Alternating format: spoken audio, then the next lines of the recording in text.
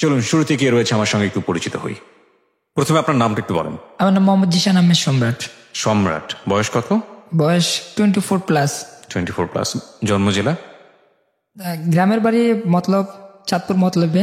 আচ্ছা। আর আমি বর্তমানে থাকি ঢাকা শ্যামপুর পুস্তকালয়। ঠিক আছে, বলেন একেবারে ব্যাকগ্রাউন্ড থেকে শুনি কি বিষয়ে আজকে আপনি আপনার জীবন গল্প উপস্থাপন করছেন, সেটা আমরা যখন ধীরে ধীরে সামনের দিকে যাব তখনই বুঝতে পারবো। বলুন প্লিজ। স্যার আমি আপনাকে স্যার না, ভাই বললেই হবে। আচ্ছা ঠিক আছে, আমি আপনাকে ভাই বলেই বলতেছি। আমি যখন ক্লাস 2-3-তে পড়ি তখন আমি ঢাকা শ্যামপুর পুস্তকালয় আমার আন্টির বাসায় থাকি, পড়াশোনা করি। 1 বছর আমি ঢাকাতে আন্টির বাসা থেকে পড়াশোনা করার পর আমি আবার দেশে চলে যাই। বাবা কি করতো? আমার বাবা বাইরে থাকতো কুয়েতে। আচ্ছা, ভাই বোন ছিলেন আপনারা? আমরা 2 ভাই 2 বোন। আপনি সবার বড়? জি। আমি যখন 10-এ পড়ি তখন অনেকের ইচ্ছা থাকে হয়তো মেয়েদের সাথে মানে উঠা বসা করার জন্য বা প্রেমের, যেটা তখন তো মানুষ বুঝে না, বা এখন যেটা আমি বুঝতেছি আর কি, হয়তো আবেগের ভিতরে অনেকে অনেক কিছু মনে করে। তো যাই হোক, আমি কোন এক সময় আমার গ্রাম থেকে 5 কিলো দূর আমার মামা বিয়ে করে। ওই গ্রামের নাম আশিনপুর। তো আশিনপুর, ওখানে আমার মামা যেখানে বিয়ে করে ওনার শ্বশুর মারা যায়। তো আমি ওই 40টার মধ্যে যে একটা মিলাদ হয় গ্রামাঞ্চলে, ওই চলে আসে আমি মানে অ্যাটেন্ড করি আমার মামার সাথে। ওখানে একটা যে গ্রামাঞ্চলে কিন্তু স্যার ভাইয়া হয়তো দেখবেন অনেকেই যে বাইরে খাবার দেয়, যেভাবে মেজবানিটা করা হয়। তো আমিও বাইরে ওখানেই ছিলাম। হঠাৎ করে মানে আমার চোখে যে জিনিসটা বাসলো বা দেখলাম, সেটা হলো আমার ভাগ্নি, অর্থাৎ মামার শালির সাথেই একটা মেয়ে ওর মায়ের সাথে দাঁড়ায় আছে দরজার পাশে। তা আমি আমার ভাবির সাথে কথা বলতেছি, তো হঠাৎ করে আমি দেখলাম যে ওখানে একজন মেয়ে দাঁড়ায় আছে আর কি। তো আমার কাছে ভালো লাগছে। তখন আমি ক্লাস 10-এ এসেছি, দেবো এরকম অবস্থায়। তো ভালো লাগার পরে আমি আমার ভাগ্নিকে বললাম, জিজ্ঞাসা করলাম, মানে আমি প্রথমে জিজ্ঞাসা করলাম এটা কে। পরে বললো ও তো আশিনপুর স্কুলের ভালো একজন স্টুডেন্ট। কেন? পরে আমি দুষ্টামি করলাম, মানে এই বয়সে ও ছিল আমার বয়সী, অর্থাৎ আমার ভাগ্নিও ছিল আমার বয়সী। তো ওনার সাথে আমি অনেক কথা বলার পর আমি ওখান থেকে চলে আসি। হ্যাঁ, আমার কাছে ভালো লাগছে, বাস এতটুকুই। আমি মানে জিজ্ঞাসা করি আপনার নাম কি, তখন বলে আমার নাম তুলি। তো ওখান থেকে আসার পর আমি যখন আমাদের বাড়িতে আসি 1-1.5 বছর পর, ওর সাথে আর আমার কোনো যোগাযোগ হয় নাই। 1 থেকে 1.5 বছর পর আমি মেসেজের মাধ্যমে, ও একটা মেসেজ দেয়, সরি আমি না, ও আমার নাম্বার একটা মেসেজ দেয় বলতেছে মামা আমি কিন্তু আপনাকে চিনি। তাই আমি বললাম আপনি মামা বললেন কেন? আপনি তো মানে সুহিলির মামা, সে কারণে আমি আপনাকে মামা বললাম। তাই আমি বললাম না, আপনি তো মামা বলার কোনো অধিকার নাই, কারণ আমি আপনাকে চিনি না, জানি না। তারপরে উনি বললো, পরিচয় দিল, জানতে পারলাম, মেসেজেই কথা হলো। তো যাক, এতটুকু পর্যন্তই। তো আমি আবার ভালো মোটামুটি একটু ক্রিকেট খেলতাম। তো আমাদের গ্রাম থেকে ওদের স্কুলে একটা ক্রিকেটের একটা অনুষ্ঠান হয়, তো ওখানে ক্রিকেট খেলেই যখন যাই তখন ওকে আমি দেখতে পাই যে ও খেলা দেখতেছে, বা ও এসে আমার সাথে কথা বলে।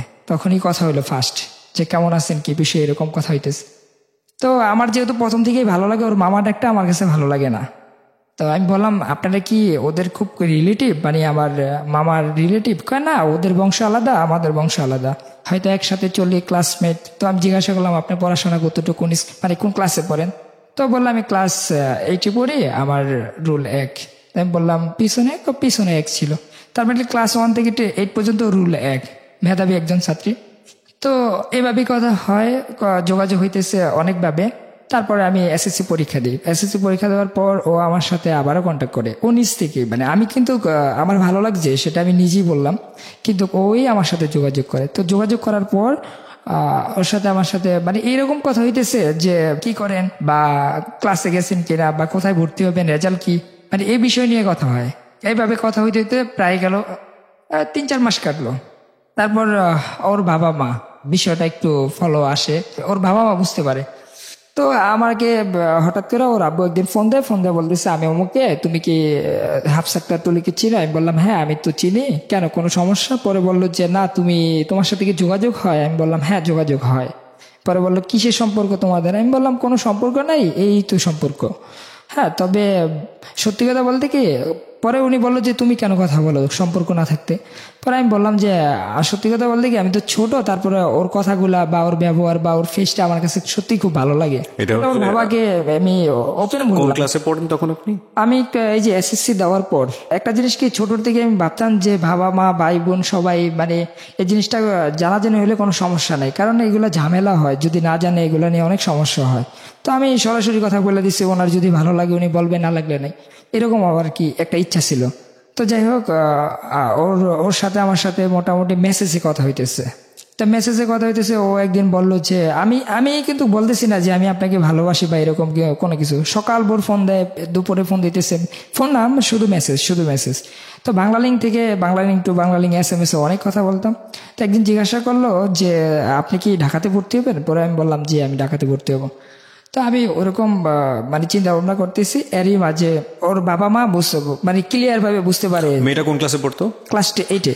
এইটা আপনি ছিলেন 10-এ? 10-এ আমি 10-এ এসএসসি মানে এখন রেজাল্ট আসেনি। এসএসসি দিয়ে ফেলেছেন? জি এসএসসি। হ্যাঁ ওকে। তো দেওয়ার পরে ওর ওর সাথে আমার সাথে প্রায় এভাবে মেসেজে কথা হইতে হইতে মানে এইরকম পর্যায়ে যাই আমরা, মানে আমার মনে হয় যে 10 মিনিট মেসেজ না দিলে আমার কাছে খুব খারাপ লাগে, বা ও মেসেজ না দিলে আমার কাছে খুবই খারাপ লাগে। এরকম একটা অবস্থান যে শুধু মেসেজের উপরে নির্ভরশীল করি, অন্য কোনো মানে কোনো মাধ্যম না, কোনো ফোনের মাধ্যমে না। তো একদিন ও মেসেজ দিল যে আমার তো মোবাইল নাই, এটা তো আমার এক বান্ধবীর মোবাইল, ওর মোবাইলটাও নিয়ে যাবে, আপনি কি আমাকে একটা মোবাইল মানে দেওয়ার জন্য পারবেন কিনা? তাই আমি বললাম যে দেখো আমি তো ওরকম না, আমি এখনো কোনো জব টপ করি না, বা আমি কোথা থেকে দেবো, আচ্ছা ঠিক আছে আমি ট্রাই করে দেখি। তো আমার এক ফ্রেন্ড আছে, ওদের জন্য আমি অনেক মানে অনেক সহযোগিতা করি। তো ও বললো যে ঠিক আছে তোর যেহেতু একটা মোবাইল লাগবে আমি দিতেছি। আর তাছাড়া আমি সন্তানের আমি যখন বড় হই আমার পুরা ফ্যামিলির সমস্ত টাকা পয়সা সবকিছু কিন্তু আমার কাছেই ছিল, যেহেতু আমি আস্তে আস্তে বড় হচ্ছি আর ঘরে বড় সন্তান। তো আমার কাছে প্রচুর পরিমাণে টাকা থাকতো, এটা আমি মিথ্যা বলতেছি না, অনেক টাকাই থাকতো, সেটা আমাদের এলাকার মানে মানুষগুলো ভালো জানে। তো আমি ওকে একটা মোবাইল পাঠাইলাম অন্য এক মাধ্যমে পাঠানোর পর মেসেজে কথা হয়। তো ও মোবাইল পাইলো, মোবাইল পাওয়ার পর ক্লাস করতেছে, স্কুলে আসতেছে, সব খবরাখবর আমার কাছে আসতেছে। তো এক সময় সকাল ভোর 5টার দিকে ওর বাবা মানে বুঝতে পারলো যে ও মোবাইল টিপতেছে। তো ওকে হাতে নাতি ধরলো, ধরার পরে বললো যে এই মোবাইলটা কার? তো ও বললো ওর একটা বান্ধবীর।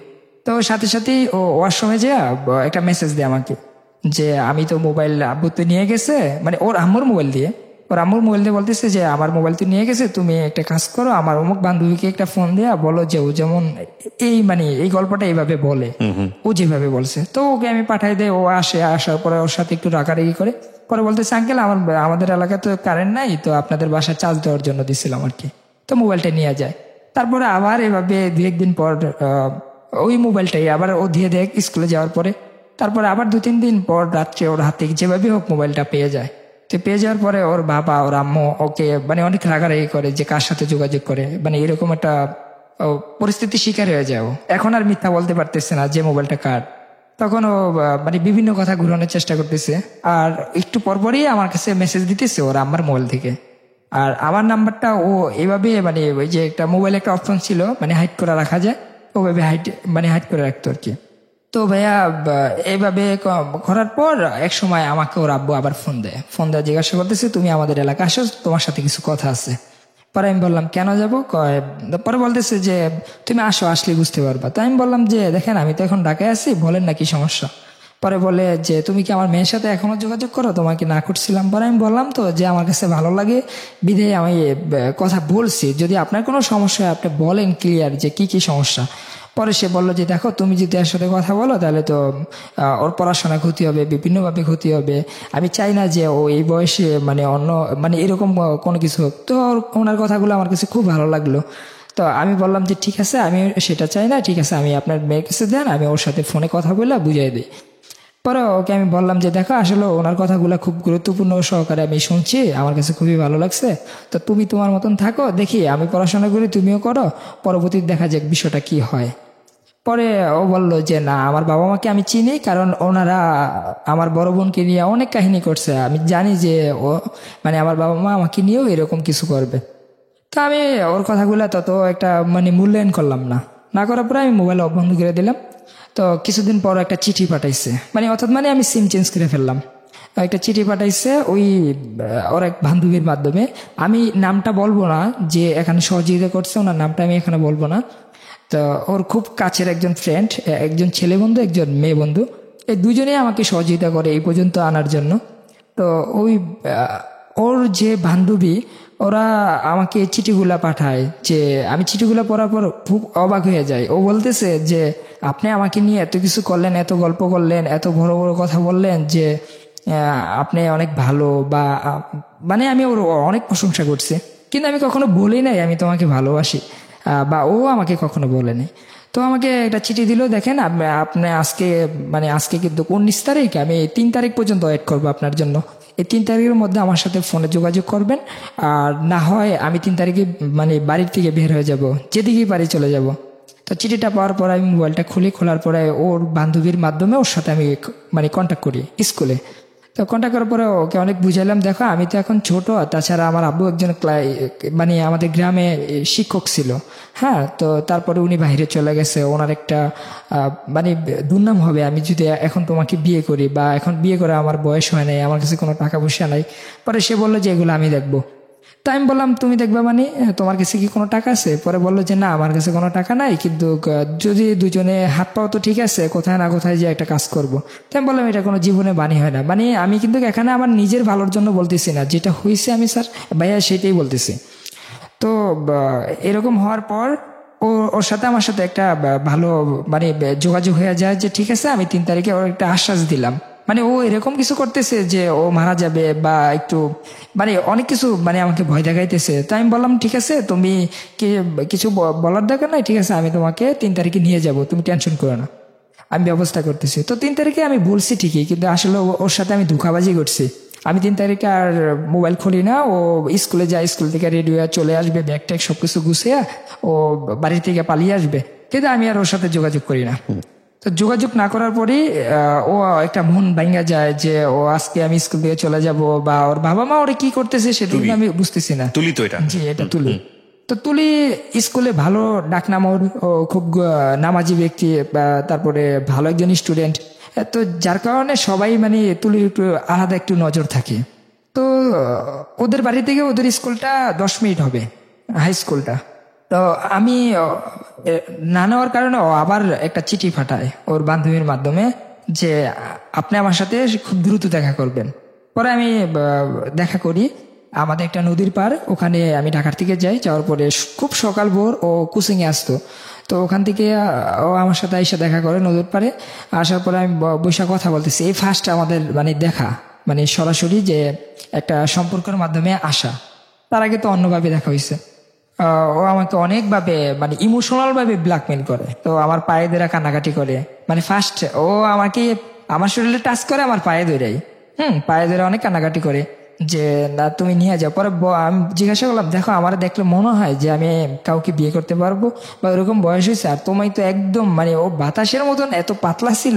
তো ওর সাথে আমার সাথে পরে আমি আস্তে ধীরে মানে ওখান থেকে কাটার জন্য চেষ্টা করি, কিন্তু ওর যে বান্ধবী এরা সবাই মিলে বলতেছে না ভাইয়া আপনি এই কাজটা করেন, ওর ওর আব্বুর মানে নেচারগুলো আসলে ভালো না, হয়তো কোনো সমস্যা হয়ে যেতে পারে। তারপরে ওর সাথে আমার সাথে যে কমিটমেন্ট হলো, তো কমিটমেন্টে বললাম যে ঠিক আছে আমি তোমাকে নিয়ে যাব, সেটা হলো 20 তারিখে আমি কথা দিলাম, ঠিক আছে। তো ও আমাকে কি করলো, ও যে মানে বাড়ির থেকে কোরআন শরীফ আনছে সেটা আমি বুঝতে পারিনি বেগুরা। ও বললো আপনি এখানে উঁচু করেন। তা আমি ভাবলাম যে হয়তো উঁচু করতে বলছে, হয়তো উঁচু করে বলবো যে মানে সত্যি কথা বলেন। তা আমি উঁচু করছি, উঁচু করার পরে মানে ও ওখান থেকে কোরআন শিবাই না বেকের থেকে বললো যে আপনি এটা ধরে বলেন যে আপনি আমাকে নেবেন। তখন আমি মানে অনেকটা ভয় পেয়ে যাই, মানে এটা তো যেমন তখন আপনি এসএসসি পরীক্ষা দিয়েছেন, রেজাল্টও হয়নি, রেজাল্টও হয় না, তখন আমি খুব ভয়ে আছি যে এটা কেমন তোর বিষয়। তো তখন ক্লাস 8-এ পড়ে, ক্লাস 8-এ পরে আমি বললাম যে ঠিক আছে তোমার কোন এক সময় নেব, হ্যাঁ মানে কোরআন শিব ধরে এটা বললাম। তো বললো যে আপনারা বলেন 20 তারিখে নেবেন। পরে আমি বললাম মানে একটু আমতামতা করতেছি, তখন ও অনেক কান্নাকাটি করে। পরে আমি বললাম যে ঠিক আছে, অনেক চিন্তা ভাবনার পর প্রায় 1.5 ঘন্টা চিন্তা ভাবনার পর আমি তখন মানে আমি বললাম কোরআন শিবে হাত দেওয়া লাগবে না, আমি তোমাকে নেবো, এটাই হলো আমার মেন কথা। ঠিক আছে তাহলে তুমি একটা কাজ করো, একটা মোবাইল নিয়ে যাও। তো ও একটা মোবাইল নিয়ে গেল, মোবাইলের মাধ্যমে ওর সাথে আমার সাথে মেসেজে কথা হইতেছে। তো সচরাচর আগের মতনই 2-3 দিন পর মোবাইলটা আবার ওর মা, হ্যাঁ এবার ওর মা যেভাবেই হোক এটা ওর কাছ থেকে মানে খুঁজে পায়। তো পাওয়ার পর ওর সাথে আমার সাথে আর যোগাযোগ হয় না। আর বিশেষ করে ওর যে বান্ধবীগুলো আছে ওখানে ওর সাথে মানে কারোর সাথে যোগাযোগ করতে দেয় না। তো 20 তারিখে সে আসবে কিভাবে? এখন আমি টেনশনে পড়লাম যে আসলে যদি আমি এখন না আনতে পারি বা ও যদি না আসে বা ওর সাথে একটা ঝামেলা হয়ে গেলে, ও তো বলছে মানে খুব দুর্ঘটনাটা কিছু ঘটাই ফেলবে। তো আমি খুব টেনশন করি। তখন ওর আম্মার নাম্বারে আমি ফোন দিই। পুরো বিষয়টা আমি খোলাখুলি বলি যে দেখেন আন্টি, মানে এই বিষয় এখন আমি কি করব, মানে আপনার মেয়েকে একটু মানে কন্ট্রোল করেন, অথবা দেখেন একটা যদি আত্মহত্যা করে ফেলে বা এরকম একটা দুর্ঘটনা করে ফেলে তখন তো আমাকে মানে আপনি দায়ী করবেন। তা আমি চাই না এরকম কোনো কিছু করার জন্য। যদি আমার ভালোবাসা সঠিক হয় সে অবশ্যই আসবে। এভাবে কথা বলার পর ওর বাবা এবং মা সবাই মিলে আমার একটু ভক্ত হয়ে যায় যে না, ছেলেটা হয়তো ভালো। হ্যাঁ, তো আমার সাথে ওরা যোগাযোগ করে। নায়ারগাঁও বাজার মানে আমাদের বাড়ি থেকে একটা নদীর পার আছে, ওখান থেকে নায়ারগাঁও বাজার। তো নায়ারগাঁও বাজার ওর বাবা মা ভাই বোন সবার সাথে আমার ফার্স্ট কথা হয়। কথা হওয়ার পরে আমাকে ওরা যেভাবে বুঝাইলো যে ঠিক আছে এইভাবে তুমি করো। তা আমি দেখলাম যে এই বিষয়গুলো যদি এইভাবে করি তাহলে খুব সমস্যা, মানে যে ওনারা যে পদক্ষেপগুলো নিছে সম্পূর্ণ ওনাদের ভালোর জন্য, মানে আমাকে খারাপ বানার জন্য তুলির চোখে। তো জিনিসটা আমার কাছে খুব খারাপ লাগলো। তো যাই হোক ভাইয়া, ওখান থেকে আমি ওর সাথে আমার সাথে যোগাযোগ হয় ওর বান্ধবীর মাধ্যমে। তখন ও পুরা বিষয়টা বলে দিল যে আমার বাবা মার সাথে তুমি এগুলো বলছো, বাবা মা বললো যে তুমি খারাপ ছেলে এরকম, আর তোমাকে খুব ভালো ভালো বলছে এরকম কথা। তা আমার অনেক পছন্দ জিদ উঠে যায়। তো আমি আবারও আমার এক বান্ধবীর মাধ্যমে ওকে আবারও একটা মোবাইল পাঠাই। তার মানে এই পর্যন্ত 3-4টা মোবাইল পাঠাইলাম। তো মোবাইল পাঠানোর মধ্যে ওর বাবা মা মোবাইলটা আবারও ধরে, মানে 2-3 দিন পর। আমি জানি না যে ওর কাছ থেকে কিভাবে এই মোবাইলগুলো পাইতো। তো মোবাইলগুলো ধরার পরে আমাকে ফোন দিয়ে অনেক গালাগালি করে। সে বলতেছে যে ঠিক আছে, তুমি যেহেতু আমাদের কথা রাখো নাই। আমি বললাম আপনি আমার কথা রাখেন নাই, আপনাকে বলছিলাম যে তুলিকে এগুলা বললেন না, কিন্তু আপনি বলে দিচ্ছেন। এখন আমার আর ওর মাঝে একটা ফাটল ধরাই দিছে, এই জিনিসটা কিন্তু আপনি ভালো করেন নাই। মানে এভাবে নিয়ে অনেক কথা হয়েছে। কথা হওয়ার পর থেকে ও বলতেছে যে ওর বাবা মা বলতেছে অনেক গালাগালি করে। তো গালাগালির পরে যে তুলিকে জিজ্ঞাসা করতেছে তুলি, জিশান তোমার কি হয়? তখন আমি মেসেজে কোনো একদিন তুলিকে বলছিলাম যে তোমার বাবা মাকে যদি আবার মোবাইল মানে তোমার হাত থেকে ধরে বা ধরে ফেলে তখন তুমি বলবা যে ও আমার হাজবেন্ড লাগে। তুমি এটা বলো, এর চেয়ে আর বড় কিছু বলার দরকার নেই। তো ও কি করলো যে ও ভুলে ফেললো যে মোবাইল হাতে মানে ধরার পর বাবা মা ও বললো যে ও আমার হাজবেন্ড লাগে। তো ওর বাবা মা আমাকে ফোন দিয়ে জিজ্ঞাসা করলো যে তুমি কি ওকে বিয়ে করছো? ও যদি বললো যে তুমি ওর হাজবেন্ড, পরে আমি বললাম যে হ্যাঁ আমি বিয়ে করছি। আসলে বিষয়টা মিথ্যা। ওর ওর বাবা এবং কি মা ওকে মানে অনেক জোরপূর্বক ভাবে একটা ডিভোর্স লেটার পাঠাই দিল।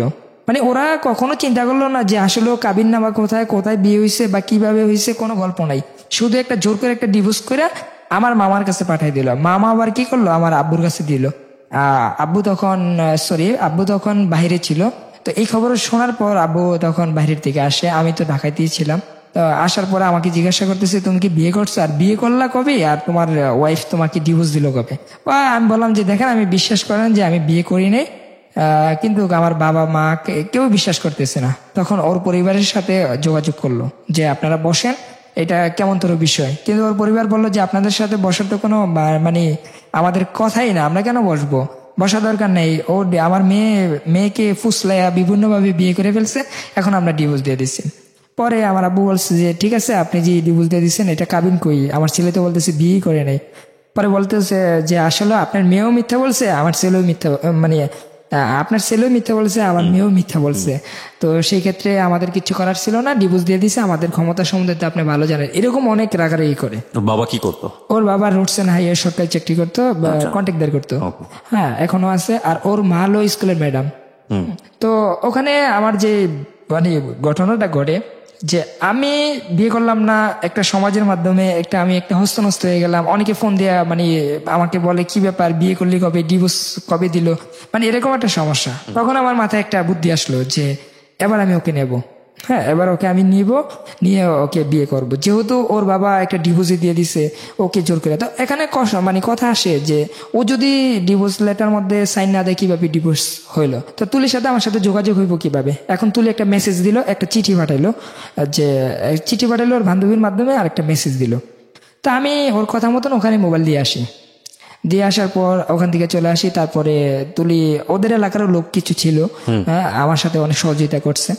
তো ওখানে আমি মোবাইল দিয়ে আসি, তুলি, তারপর দিনে মেসেজ দেয় তোমার মোবাইল পাইছি, এখন পাইয়ে মেসেজ দিলাম, তো কেমন আছে কি বিষয়। তো ওর সাথে এইভাবে কথা হইলো। তখন ও আমাকে বললো, দেখো আমার এখন পরিবারের সাথে ভালো হইতে হইব, ভালো হইতে পারলে আমি স্কুলে চলে যাবো, আর স্কুল থেকে আমি পালিয়ে যাবো, এখান থেকে আমি পালাইতে পারবো না। তখন আমি বললাম যে কি করবো তখন। তখন সে বললো যে ঠিক আছে, আমি বাবা মার সাথে যেভাবে হোক একটু মিল দিতেছি। তো ও যেভাবে হোক মিল দিল। মিল দেওয়ার পরে স্কুলে গেল। স্কুলে যাওয়ার পর আমার সাথে ওর সাথে ফোনের মেসেজের মাধ্যমে কথা হলো যে সে চলে আসবে 20 তারিখ, আবার সে 20 তারিখ পরের মাসে। তো 20 তারিখে মানে ভেগে যাওয়ার প্ল্যান করছে আপনার হ্যাঁ, সঙ্গে। তখন আপনি কি করেন পেশায়? তখন আমি একটা যে কোম্পানির ভিতরে একটা জব করতাম, এবং কি আমি তখন ঢাকা সিটি কলেজে ভর্তি হই। ওকে। হ্যাঁ, তো ওটাতে আমি কাজ করতাম। আমার স্যালারি মোটামুটি ভালোই ছিল। তাছাড়া আমার এক কথাই তো আমি বললাম যে আমার পরিবারের সমস্ত টাকা বা আমার কাছে থাকতো সবসময়। তার মানে টাকার কখনো অভাবটা আমি দেখিনি। তো যাই হোক, ভাইয়া ওখান থেকে ওকে আমি 20 তারিখে নেওয়ার জন্য প্ল্যান করি। প্ল্যান করার পরে ওর সাথে আমার সাথে যোগাযোগ যেভাবেই হোক কোনো না কোনোভাবে হইতেছে। তো ও কি করলো যে 20 তারিখে ক্লাস করার পর যখন টিফিন দেয়, তখন আমাকে বলছে যে অমুক জায়গায় একটা গাড়ি রাখার জন্য। তো ঠিকই আমি যাই নাই, আমি বাড়িতে ছিলাম, গ্রামে ছিলাম। আমার ওই যে বন্ধু দুজন ছিল, ওই দুজন আরও কয়েকজন ছিল, ওরা গাড়ি নিয়ে মোটরসাইকেল নিয়ে ওখানে ওয়েট করছে। তুলি ওখান থেকে ব্যাগ টেক নিয়ে একবারে চলে আসে। তো চলে আসার পর ওকে অন্য কোথায় নিয়ে আমি লুকায় রাখি, যে আমি বলতে কি আমার জানা মতোই লুকায় রাখি, যে আমার এক কাজিনের বাসায় নিয়ে রাখি। তো রাখার পর তুলি ওখানে থাকে, ওর সাথে আমার সাথে ফোনে কথা হয় তখন। তো ওই দিনের রাত্রে ওর বাবা আমার নামে একটা মামলা দেয়, যেটা হলো নারী শিশু গুম কেস, যখন তার বয়স ছিল মাত্র 16+। হ্যাঁ, তো ওর যে বয়সের একটা ব্যবধানের মাধ্যমে বা বিভিন্ন মাধ্যমে আমাকে নারী শিশু গুম এমনকি নির্যাতন নামে একটা কেস দেওয়া হয়। তখন এই কেসগুলো দেওয়ার পরে ওর দুলাভাই আসে আমাদের বাড়িতে রাত 2টা বাজে পুলিশ নিয়ে। তা আসার পরে পুলিশ আমাকে জিজ্ঞাসা করতেছে যে তুমি কি হাফসা আক্তার তুলিকে চিনো? আমি বললাম হ্যাঁ চিনি। পরে সে বলল যে ও কোথায়? আমি বললাম আমি তো জানি না, আমি তো একদম মানে আমি কিছুই জানি না। পরে ওনারা দেখলো, অনেকভাবে ট্রাই করলো, আমার বাড়িতে খোঁজাখুঁজি করলো, আমার বাবা মাকে জিজ্ঞাসা করলো। পরে বললো যে না, আমাদের সন্তান তো আমাদের বাড়িতেই ছিল, সে তো কোথাও যায় নাই, সারাদিন তো দেখলাম এখানে। হ্যাঁ, সে তো কোনো মেয়ে আনে নেই। তো আমি বললাম ওর সাথে আমার সাথে সম্পর্ক আছে, কিন্তু তারপরও বাট আমি ওকে নেই, মানে আমি মিথ্যা বলি। কারণ এগুলা কথা ছিল, সমস্ত প্লেন প্রোগ্রাম ছিল তুলি যেভাবে বলছে আমি ঠিক এইভাবেই কাজ করতেছি। তারপরের দিন ওর সাথে আমার সাথে ফোনে কথা হয়, তার মানে আমি 2-1 দিনের মধ্যেই বাড়ি থেকে চলে যাব, মানে তুলির কাছে যাব, এরকম একটা প্রোগ্রাম করতেছি। তো তারপরের দিন আমার আব্বুকে থানার থেকে ফোন আসে, মতলব দক্ষিণ থানার থেকে, যে আপনি একটু আপনার ছেলেকে নিয়ে আসেন। তো আমাদের থানা আবার মতলব উত্তরে, তো আমরা মতলব উত্তরে যাই। যাওয়ার পরে ওখানে ওসির সাথে কথা বলার পর সে বলল যে আপনি যদি ওখানে ছেলেটাকে নিয়ে যান সে তো অ্যারেস্ট করবে, তার মানে আপনি একটু চিন্তা ভাবনা করে যান। তা আমার আব্বু ছিল ইমোশনাল লোক। হ্যাঁ, উনি মানে অল্পতেই ভয় পেয়ে যেত। মানে যদিও উনি মাস্টার ছিল বা ওরকম, মানে একটা ভয়ের কিছু শুনলে উনি ভয় পেয়ে যেত। আসলে কিন্তু ভয় পাওয়ার লোক না উনি, কিন্তু ভয় পেয়ে যেত, মানসিকভাবে ভেঙে পড়তো। তো বললো যে আবার পুলিশ বাড়িতে আসবে, সমস্যা করবে না, আমি নিয়ে যাব। তো অনেকের কথা মানে অমান্য করে আমাকে ওখানে নিয়ে যায়। তো নিয়ে যাওয়ার পরে সাথে সাথে আমাকে অ্যারেস্ট করে। আমি যাওয়ার পরেই আমাকে কোনো কথা নাই, বাড়তে নাই, শুধু লকাবে নিয়ে আটকে রাখে, আর বলতেছে মেয়েটা কোথায় আছে তুমি বলো। তো আমি বললাম যে আমি জানি না। তো আমি তো জানি নাই বলতেছি, আমি তো আর কোনো কথা নাই, কারণ তুলি এগুলো শিখানো হয়েছে যে তোমাকে যদি যেভাবেই হোক তুমি কিন্তু কখনো বলবা না। তাই আমি বলি নাই। তো না বলার পরে ওখানে অনেক ট্রাই করে আমাকে বিভিন্নভাবে, মানে বিভিন্ন ভয়ের মাধ্যমে, ওসি দারোগার মাধ্যমে বিভিন্নভাবে যে আমাকে জানার জন্য, আমার ফোন থেকে ট্র্যাকিং করে বিভিন্নভাবে জানার জন্য, কিন্তু কোথাও কোনো আমার স্কোপ মানে খুঁজেই পায় নাই যে আমি নিচে কিনে নেই। মানে তাদের দ্বিধাদ্বন্দ্ব পড়ে যায়। তখন আমি তুলিকে যখন চিঠি পাঠাইতাম বা ওই যে ফোনের মাধ্যমে কথা বলতাম বা মেসেজগুলো দিতাম, ওগুলো আমাকে দেখায়। তো আমি বললাম যে এখানে তো কোনো কথা নাই যে আমি নেব, এখানে এরকম কোনো কথাই নেই। আমি ওর সাথে সম্পর্ক এখনো আছে, কিন্তু ও কোথায় আছে আমি জানি না, মানে এরকম কথা বলতেছি। তো ওর বাবা মা ওখানেই থাকে আমার সাথে অনেক রাগে করে যে তুমি বলো যে কোথায় আছে। পরে আমি বললাম যে দেখেন, আপনাদেরকে অনেক বুঝাইছি, আপনারা বুঝেন নাই, না বুঝে হয়তো আমার মানিচিত্রটা নষ্ট করে ফেলছেন। আজকে একটা মামলা দিচ্ছেন, মামলাটা না দিয়ে আপনি আমাকে ফার্স্টই বলতেন যে মেয়েটা কোথায় আছে, আপনি একটা মিনিট ফোন দিতেন, তাহলে তো এত সমস্যা হয় না। কিন্তু আপনি ফোন না দিয়ে একটা মামলা করে দিলেন, এখন আমি থানার মধ্যে আছি, এখন আমি জানবো জানি না, মানে এইভাবে কথা বলছি যে যদি আমি জানি তারপর আমি জানবো না। তো ওসি আমাকে যাই করে, যেটা আসলে অনেকেরই বুঝার ধারণা আছে যে হয়তো যেহেতু আমার নামে কোনো মামলা হয় না, সে আমাকে কোনো টাচ করতে পারে না, তারপরও সে অনেকভাবে আমাকে মানে হস্তনস্ত করে যে এটা জানার জন্য যে তুলি কোথায় আছে। তো আমি তুলির সাথে যোগাযোগ বন্ধ হয়ে যায়, যেহেতু আমি থানায় চলে যাই। আমার কাছে যত টাকা পয়সা, মানি ব্যাগ টেক ছিল, মোবাইল টোবাইল, এগুলো সব আমার আব্বুর কাছে দিয়ে দিই। আর আমি তো তখন আটকে গেলাম। তো তুলির সাথে আমাকে বললো যে আমার সোনার বাংলা কবিতাটা তুমি লেখো। তো আমি লিখলাম। লেখার পরে আমার হাতের মানে লেখাগুলা আর ওই যে তুলিকে আগে যে চিঠিগুলা পাঠাইতাম ওই কিছুটা ম্যাচ হয়ে যায়। তো মেসেজ যাওয়ার পরে বললো যে না, তুমি নিছো। মানে ওসি ট্রাই করতেছে যে আসলে এটা কি সঠিক না। তখন আমি বললাম যে দেখেন, আমি ওকে কখনো হাতের কোনো চিঠি দিই নাই। আমি চিঠি দিছি, আমি সত্যি কথা বলি, সম্পূর্ণ কম্পিউটারে মানে টাইপিং করে দিতাম। কারণ আমি ছোটোর দিকে মানে কম্পিউটার বা মোবাইল টোবাইল এগুলো টাইপ করার জন্য অভ্যস্ত ছিলাম। তো আমি চিন্তা করতাম সবসময় যে কখনো আমার হাতের মানে লেখাগুলা কোথাও আমি রাখবো না, আমি যেটাই করবো সেটা কম্পিউটার মাধ্যমেই করবো। তো আমি এগুলাই করতাম সবসময়। তো উনি কি করলো, 2 দিন পর্যন্ত আমাকে ওয়েট করে বললো, মানে 2 দিন পর্যন্ত ওই থানার মধ্যে আমাকে আটকে রাখলো। এর মধ্যে আমার বাবা মা বিভিন্ন মাধ্যমে চেয়ারম্যানের কাছে যায়, মেম্বারের কাছে যায় যে আসলে বিষয়টা কি। মানে ওনারাও জানে না যে আমি নিছি, সেটা একদম সত্যি কথা। তো আমার আব্বু আমাকে এক সময় ওনার সাথে আমার সাথে অনেক ফ্রিমেন্ট, মানে একজন বন্ধুর মতনই চলাফেরা। তো আব্বু আমাকে একদিন থানার মধ্যে এসে বলতেছে, দ্বিতীয় দিন, যে বাবা দেখ, তুই কষ্ট পেয়ে লাভ নাই, যদি তুই মেয়েটাকে বিয়ে করস বা করে ফেলছস না কি করছস আমি জানি না, মেয়েটা বাহির করে দিতেই হইব তোর। কারণ ও তো, ওর বাবা মা তো পাগল হয়ে যাবো ওকে না পাইলে, আমিও ঠিক তোরে না পেলে পাগল হয়ে যাবো। তুই সত্যি করে আমাকে বল যে আসলে মেয়েটা কোথায় রাখছস। পরে আমি আব্বুর কাছে বিষয়টা শেয়ার করলাম যে অমুক জায়গায় ওখানে আছে। ও পরে আব্বু ওর সাথে ফোনে কন্ট্যাক্ট করলো। তো কন্ট্যাক্ট করার পরে সে আমার আব্বুকে বলতেছে, মানে বিভিন্নভাবে বুঝাইতেছে যে জিশান যেখানে গেছে, হয়তো আমি জিশানকে না করছিলাম যে থানা পর্যন্ত না যাওয়ার জন্য চলে আসতে, কিন্তু সে আপনাদের কথা বিবেচনা করে বাড়ির থেকে আসে নাই। বললো যে আমার বাবা মাকে এটা পুলিশে ঝামেলা করবো, একটু দেখি না। এই পর্যন্ত দেখতে দেখতে ও থানা পর্যন্ত চলে গেল। তো ঠিক আছে, দেখেন জিশানকে কিভাবে বাইর করা যায় আর কিভাবে এটা সমাধান করা যায়, আমি সেভাবেই আছি। তবে এখন যদি আপনি মানে আমাকে আমার বাবা মার কাছে দিয়ে দেন, তো হয়তো জিশানকে বাইর করতে পারবেন না, কারণ আমি বাবা মাকে খুব ভালো করে চিনি। তাদের সাথে কমিটমেন্ট করেন ওকে বাইর করার জন্য, তারপরে আমি আসবো, তার আগে না। তো পরে আমার ফ্যামিলি ভাবি, উপজেলা চেয়ারম্যান ছিল শুক্রপাড়ারই, মতলব দক্ষিণের, ওনার সাথে বৈশা কথা বলে, আর এর মধ্যে আমাকে কোর্টে চালান করে দেয়। তো কোর্টে চালান করা যাওয়ার পরে কোর্টে যখন উঠি, তখন তো আমি অস্বীকারই করি যে আমি নেই। তখন আমার 2 দিনের রিমান্ড হয়। তো 2 দিন রিমান্ড হয় যখন, তখন আমি মানে খুব ভাঙ্গা পড়ি যে আসলে কখনো জেল দেখি নাই, কখনো থানা দেখি নাই, এখন আমার রিমান্ড, এগুলো নাম শুনতে ভয় লাগে।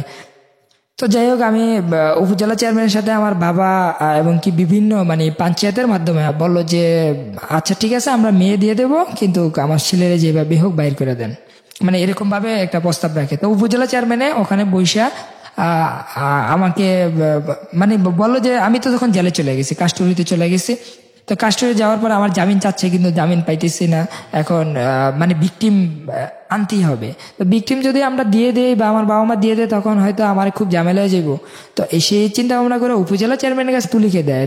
তো তুলিকে দেওয়ার পরে তুলি ওখানে আমার বাবা মা, এমনকি যে উপজেলা চেয়ারম্যানের মাধ্যমে প্রায় 200 থেকে 300 লোক ছিল, এরকম হবে আর কি, 200-250 লোক ছিল, এটা বিচার বসে।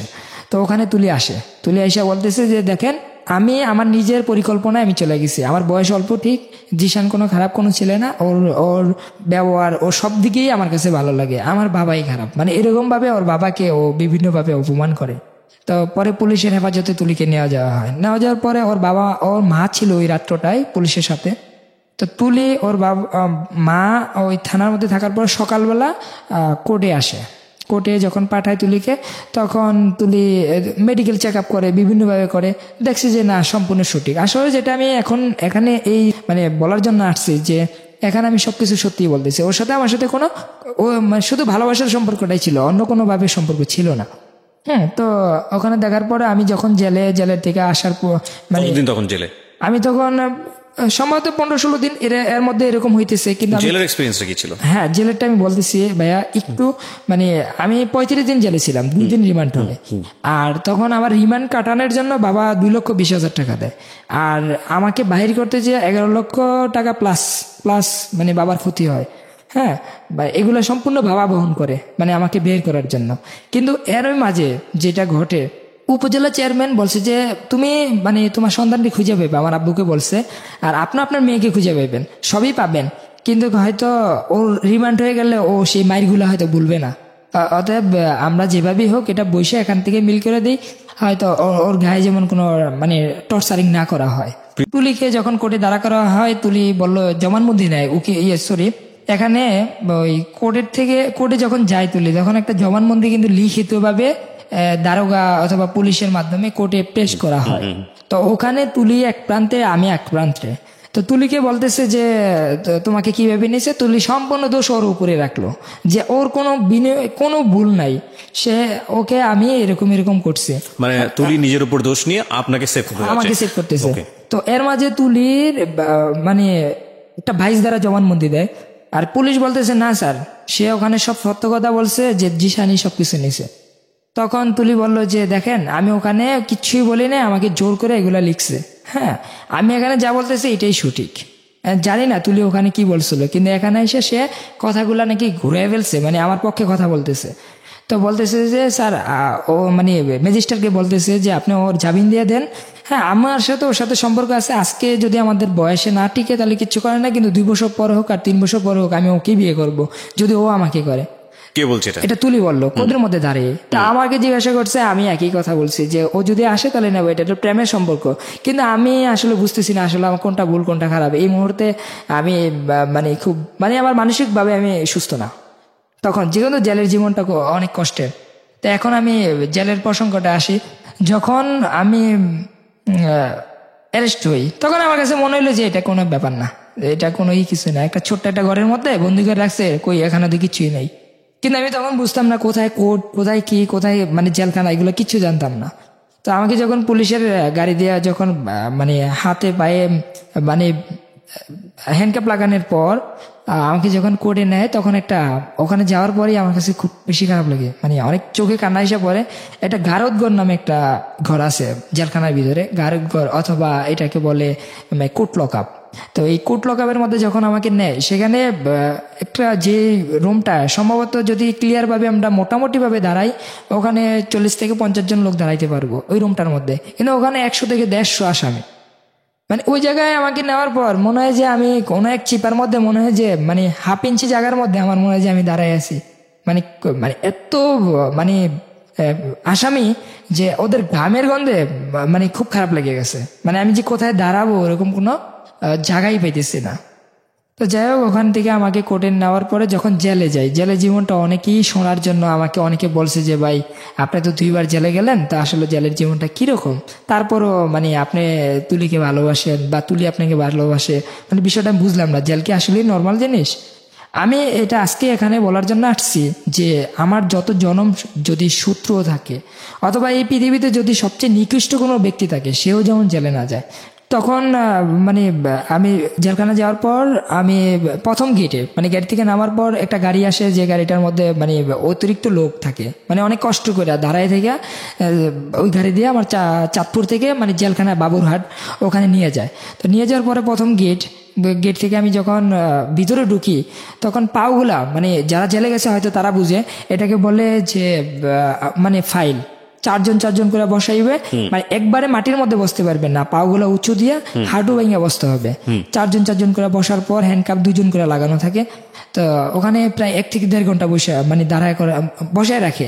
এর মধ্যে কেউ যদি একটু মাটিতে বসা পড়ে, তাকে অনেক মারধর করা হয়। মানে একজনের মাইট দেখলে আপনি আমার মনে হয় যে আরেকজন মানে এরকম ভুল করবে। তারপরে কতক্ষণ থাকা যায়, পাও ব্যথা করে বা একটু দাঁড়াইতে মন চায়, মাজা ব্যথা করে, কিন্তু আমাদেরকে বসায় রেখে অনেকক্ষণ সময় লস করে।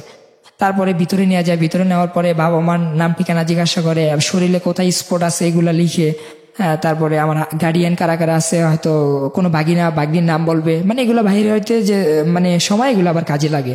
তো ওদের যে কাজ এগুলাই করে। ওখানে 1-2 ঘন্টা জায়গা।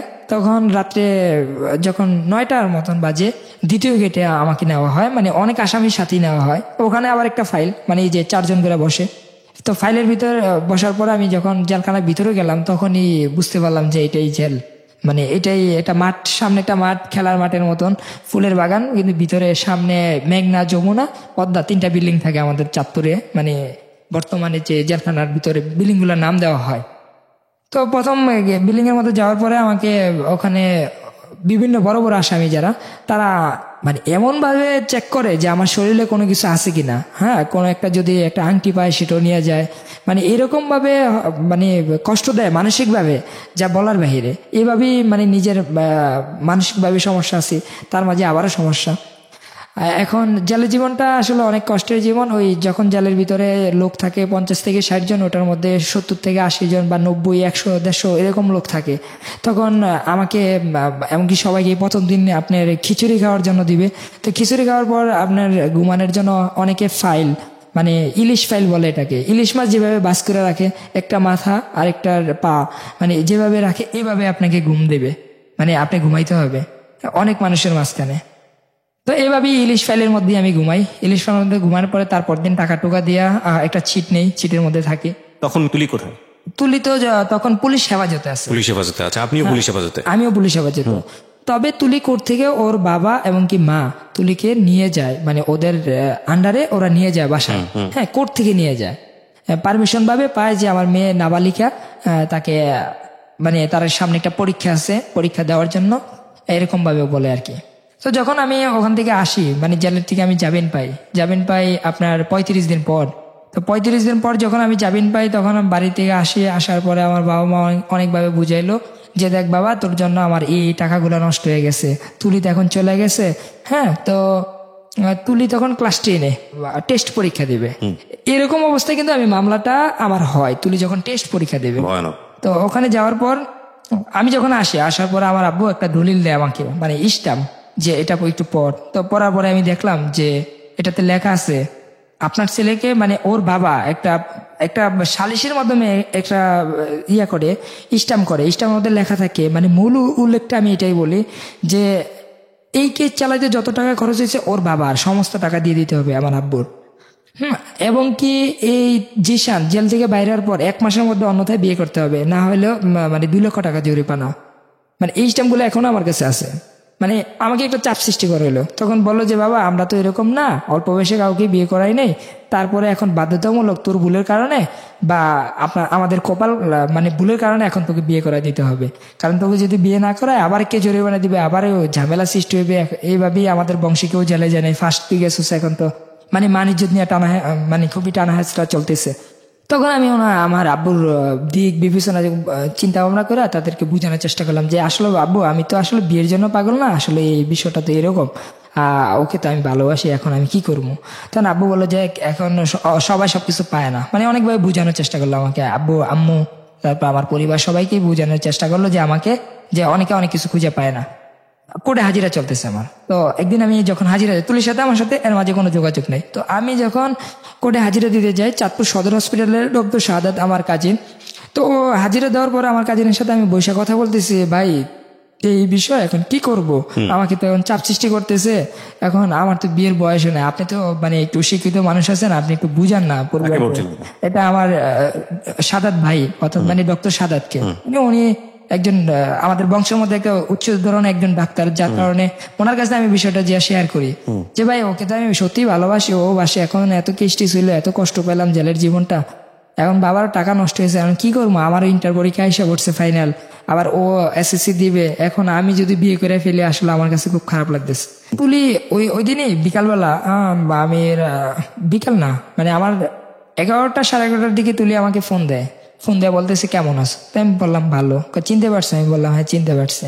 আমার আম্মু তো স্কুলের ম্যাডাম, সে তো তুমি তো ভালোই জানো, মানে আমি এটা বললাম যে ওর আম্মু স্কুলের ম্যাডাম বিদায় ও চলে গেছে একটা মানে একটা ভোট চলতেছে, ভোট চললে স্কুলে যে ম্যাডামরা অনেকের কাজ থাকে ওখানে, আর আব্বু তো রোডে চলে গেছে, এখন বাড়িতে একজন পরিদার রাখছে। আমি ওনাকে, ওদেরও বিল্ডিং ছিল আমাদেরও বিল্ডিং ছিল, ওই বিল্ডিং এর মধ্যে মানে দরজা বাড়ির থেকে লক করে আমি চলে আসবো, তুমি জাস্ট 12টা বাজে গাড়ি পাঠাই দিবা, আমি এতটুকুই জানি, সব কথা আমার পিছনে রাখছো, এটাও রাখবা, তবে আবার কোনো ভুল করবা না, মানে আগের মতন কোনো ভুল যেমন না হয়। তা আমার কাছে একটা জিনিস আমি বসে চিন্তা করলাম যে আমি যদি এখন বিয়ে না করি তো 2 লক্ষ টাকা জরিমানা, আবারও বাবার একটা মানে ঝামেলা, আর ওকে ছাড়াও আমি বাঁচবো না, ও বাঁচবে না, এরকম একটা পর্যায়ে চলে গেছি। তো ঠিক আছে আমি এটাই করি, ওনার মেয়ে কি বিয়ে করব, অর্থাৎ মানে তুলি কি বিয়ে করব। তো ওই দিনে আমি ওখানে যাই না, আমার 2টা বন্ধুকে ফোন দেওয়ার পরে 2জন বন্ধু আইসা ওকে নিয়ে যায়। ওদের বাড়ির সামনের দিকে, ও বাড়ির দিকে লক করে দেয়। ওই মহিলা অনেক চিল্লাচিল্লি করে, কিন্তু ওদের বাড়িটা ছিল একা, যার কারণে অন্য কেউ আসতে পারে না। ও গাড়িতে ওইটা ঢাকার দিকে রওনা দিয়ে চলে আসে। তো আমি ওখান থেকে ঢাকার দিকে রওনা দিই। তুলির সাথে আমার সাথে দেখা হয় হাজীগঞ্জ, অর্থাৎ মানে তুলি হাজীগঞ্জ যায়, আমার দুজন বন্ধু নিয়ে ওখানে দিয়ে আসে, আর আমি ওখানে যাই। তো ঢাকা আসার পরে আমার এক কাজিনদের বাসায় আমি তুলিকে নিয়ে যাই। তখন আমার পরিবার খুব ক্ষিপ্ত আমার প্রতি, যে তুই এমন বড় কাজটা আবার করলি, ঠিক আছে আমি তোকে দেখবো না। তো আমার পরিবার আমাকে সাপোর্টই দিল না। সাপোর্ট না দেওয়ার পরে ওর পরিবার তো ওর কাছে নাই এখন বলতে। তো ওর পরিবার আর কখনো মানে আমার পরিবারের সাথে জানার চেষ্টা করতেছে যে আসলে কি মেয়েটা কোথায় গেছে, জিশান কি নিছে কিনা, আবার সে ওরা তো খুঁজে পাইতেছি না। তখন আমার পরিবার বলল হ্যাঁ আমার জানা মতে যে আমার ছেলেই নিছে অথবা আপনার মেয়ের সাথে চলে গেছে, কিন্তু ওরা কোথায় আছে সেটা আমরা জানি না। আমার সাথে যোগাযোগ করছিল, বলা হয়েছিল যে আব্বু আমার কিছু টাকা লাগবে। তখন আমি জিজ্ঞাসা করলাম তুই তো হাজিরা দিতে গেলি, ওখান থেকে হাজিরা শেষে কোথায় গেলি? তখন সে বললো যে আমি তুলিকে নিয়ে আসছি, আমার কিছু টাকা লাগবে। তো আমি কোনো টাকা টুকা দেখি নাই, জানি না ওরা কোথায় আছে। তো আমি যখন ঢাকাতে আসি আমার কাজিনদের মাধ্যমে কিছুটা হেল্প পাওয়ার জন্য, একজন কাজিন আমি নাম বলবো না, ওনারা আমাকে ঢাকাতে রাখার পর আমাদের বিয়ে দেওয়ার জন্য একটা প্রস্তুতি চলতেছে। তো ওই প্রস্তুতির মধ্যে আমাদের বয়স আনার দিকে ঢাকাতে বিয়ে দিয়ে। কত সালের ঘটনা এটা? এটা 2012। 2012। জি, তো 2012 প্রায় শেষের দিকে। তো আমি ঢাকাতে আসি আপনার তুলিকে নিয়ে। যখন ঢাকাতে আসি তখন বিয়ে মানে কোনো কাজেই আমাদেরকে দেখার পর বিয়ে দেবে না। তখন ওখান থেকে আমাদের রাজশাহী পাঠায় দেয় আমার ওই কাজিন। রাজশাহী আমার এক আন্টির বাসা। ওখানে যাওয়ার পর দেখলাম যে ওর সাথে মানে যাওয়ার পরে দেখলাম যে আমাদের বিয়ে দেওয়ার জন্য প্রস্তুতি এসে বসে আছে। গাড়ি থেকে যখন নামলাম তখন বাসা 2 মিনিটের দূর। বাসা গেছে পরে গোসল টুসল করার পর বলে যে তোমাদের এখনই বিয়ে দিয়ে দেবো, মানে খুব সময় অল্প, আমরা সব রেডি করে রাখছি। তো ওখানে যাওয়ার পরে বিয়ে করলাম। বিয়ে করার পর ওই দিন বিকালবেলা হাঁটতেছি, বিয়ে করছি সকাল 10টা 10:30টার দিকে। বিয়ে শুধু কবুলটুই মানে কোনো মেয়ে বা কোনো ছেলে মানে কবুল পর্যন্তই বলা শেষ। হ্যাঁ, তারপরে আর মানে ওর সাথে আমার সাথে দেখা নেই। আমি চলে গেছি নদীর পার, পদ্মা নদীর পার। ওখানে যা বসে মানে নিজে নিজে অনেক অনেক কিছু ভাবতেছি যে আসলে কি করলাম, বিয়ে যে করে ফেললাম বা কি করব, মানে কোনো পরিকল্পনা নাই। এখন আমার সাথে ওরকম কোনো টাকা নাই, মানে আসলে কি করা যায় এরকম চিন্তা ভাবনা করতেছি। তখন ওই দিন প্রথম ওর যাওয়ার পথে তুলির জন্য আমি মানে তুলিতে এক কাপড়ই মানে বাড়ি থেকে বাইর হয়, ওরকম কোনো ওর ছবিগুলো আমার ফেসবুকে দেওয়া আছে। যখন ও যে কাপড় পরে বাহির হয়েছিল, যে 3 পিস পরা, মানে ওরকম ভাবে ও কোনো গর্জিয়াস বলতে কিছুই নাই। তো আমি ভাবলাম যে ঠিক আছে, আমার এক ফ্রেন্ডে যেখানে আমি জব করতাম ওই জায়গায় ফোন দিলাম। ফোন দেওয়ার পরে আমি বললাম যে আমার কিছু টাকা লাগবে। তো ওরা কিছু টাকা পাঠায়, 15-20 হাজার টাকার মতন টাকা পাঠায়। তো ওই টাকা দিয়ে ওকে আমি মানে কিছু কেনাকাটা কইরা ওই দিনই নিয়ে গেলাম। তো প্রথম বাসর রাত্রে ওর সাথে আমার সাথে প্রথম রাত্রে তো আমি এতই টায়ার্ড ছিলাম যে আমি যাওয়ার পরে বললাম যে ফার্স্ট তোমার সাথে শুইলাম, যাক অন্তত খুব ভালো লাগছে যে এত ঝামেলার পরও, মানে ওই ফিলিংসটাই আসলে আলাদা একটা ফিলিংস ছিল। তো ও বললো যে দেখো তোমার কাছে তুমি তো ঘুমিয়ে পড়তেছো। আমি বুঝলাম না, তুমি কি এতই ছোট, আজকে রাত্রটা তো তোমার মনে থাকার কথা। আমি বললাম যে ভাই তুমি তো আমার এখন বউ, তোমার সাথে যে কোনো সময় কথা বলতে পারবো, একটু ঘুমাইতে দাও। আমি সারাত্র জার্নি করে আসছি, তুমিও আসছো, এখন ঘুমাও, মানে ঘুমাইলে ভালো লাগবে। তো বললো যে ঠিক আছে, আমাদের তো বিয়ের আসলে কোনো ওরকম কোনো চাহিদা নাই, আসলে এটা মানে মনের একটা মেল, এটা আমিও বুঝতেছি তুমিও বুঝতেছ। তো আমার একটা কিছু কথা আছে। তো ও যে আগে থেকে বুদ্ধিমান ছিল সেটা মানে আস্তে আস্তে বুঝতে পারবে। তো আমি বললাম যে কি কথা? ওরা বললো যে তুমি কিন্তু আমার পড়াশোনা করাইতে হবে। আমি বললাম ভাই তোমার পড়াশোনা করাইলে তো এই সমস্ত বিয়েগুলো টিকে না, তারপরে কত ঝামেলার বিয়ে কিভাবে করবো, এখন তো আমি ওয়ারেন্ট হয়ে যাবো, পরে হাজিরা দিতে পারবো না, কইগুলো আমি দেখবো। পরে আমি বললাম যে তাহলে আমার একটা কথা আছে, মানে আমি ওরে মানে বোঝানোর চেষ্টা করলাম যে তুমি যদি আমার বাবা মার মনগুলা জয় করে নিতে পারো বা তাদের সাথে যদি একটু মিল করতে পারো, কখনো যদি তাদের সাথে মানে তোমার ভুল দেখি তাহলে তোমার পড়াশোনা বন্ধ হয়ে যাবো।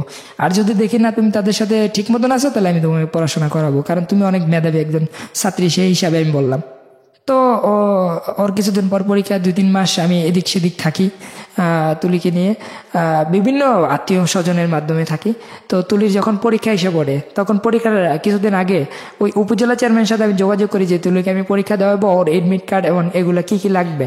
ইন দ্য মিন টাইম ওর বাড়ির কি অবস্থা, তুলির বাসার কি অবস্থা, কি চলতেছে কিছু জানতে পারছেন? হ্যাঁ, এর মধ্যে তুলির বাবা তুলির মা আমার সাথে যে সবসময় ফোনে কথা বলতো, তুলির সাথে কথা বলতো যে কেমন আছো কি বিষয়, মানে তখন ওনারা একটু নর্মাল হয়ে যায়। আর সবসময় কথা হইতো খাবার দাবার করছে, কিন্তু শুধু লোকেশনটা বলতাম না কোথায় আছি, আর সমস্ত কিছু বলতাম যে কি করতেছি বা কি করব। তখন আমি ওর বাবা মার সাথে এমনকি সবার সাথে যোগাযোগ করার পর ওকে পরীক্ষা দেওয়ার জন্য একটা প্রস্তুতি নেই। তখন আমার ওর যেমন কালকে পরীক্ষা, তার আগের দিন আমি আমাদের গ্রামের বাড়িতে তুলিকে নিয়ে যাই। তার সাথে আমার পরিবারের সাথেও যোগাযোগ হয়, মানে সবার সাথে যোগাযোগ করেই চেয়ারম্যানের সাথে যোগাযোগ করে আমি ওকে নিয়ে যাই যে আমি তো এখন গেলে আমি তো পুলিশে ধরবো, তো তুলি পরীক্ষা দিবে না, পুলিশ ধরলে আমাকে নিয়ে যাবে, কোনো সমস্যা নাই, মানে আমি এরকম কথা বলছি, কিন্তু তুলি পরীক্ষা দিবে না। পরে ওনারাও বুঝতে পারছে যে তুলি আমাকে যদি, মানে আমি একটা চাপ সৃষ্টি করে দিলাম আর কি। তো ওর বাবা পুলিশকে বলে দিছে যে আপনারা এখন কোনো অ্যারেস্ট করার দরকার নাই, যেহেতু সে এখন আমাদের জামাই হয়ে গেছে, তো ও পরীক্ষাটা দেখ, আগে পরীক্ষা দেখ, পরে একটা বিষয় এটা আমরা একটা মিল করব। তো আমাদের বাড়ি থেকে সে এসএসসি পরীক্ষা দেয়। আমার আব্বু এতে অনেক সহযোগিতা করে, যে সে তো একজন স্কুলের মানে টিচার ছিল, যার কারণে আব্বু মানে পড়াশোনার দিকটা একটু ভালোভাবে কেয়ার করে। তো আব্বু ওখানে নেওয়ার পর যখন আমি বাড়িতে যাই, আমার পরিবার একে মাইনে নেয়, আমাকেও মানে। যখন এসএসসি পরীক্ষা দেওয়ার জন্য যাই, তখন তুলির বাবা মার মানে ওদের স্কুলের পাশেই তো মানে ওর পরীক্ষার হল পড়ছে, তো ওদের বাড়ির পাশ দিয়ে যাওয়ার পথে আমি বললাম যে ওর বইগুলো দিয়ে দেন। তার আগে আমি কিছু বই ওকে কিনে দিয়েছিলাম, ওগুলো পড়তেছে, পুরানো বই। তো ওর বইগুলা দেওয়ার জন্য ওর বাবা মার সাথে আমি ফোনে কথা বলে বললাম আপনি বাড়ির সামনে আসেন। তো ওর আব্বু আসে না, ওর আম্মা আসে, আইসা তুলির সাথে আমার সাথে দেখা করে কথা বলে। তো আমার যে একজন শাশুড়ির সামনে যেহেতু মানে যতটুক মানে করা দরকার একজন জামাই, আমি ঠিক ততটুকুই করি রাস্তায়, মানে ওরাদের অতটুকু সম্মান করি। তারপরে এসএসসি পরীক্ষা শেষে ওর বোন যোগাযোগ করে, দেখে ওর ভাই স্কুলে ওই যে পরীক্ষার হলে কেন্দ্রের মধ্যে যায়, যাওয়ার পরে ওর সাথে দেখা করে, কিন্তু আমাদের বাড়ি থেকে এসএসসি দেয়।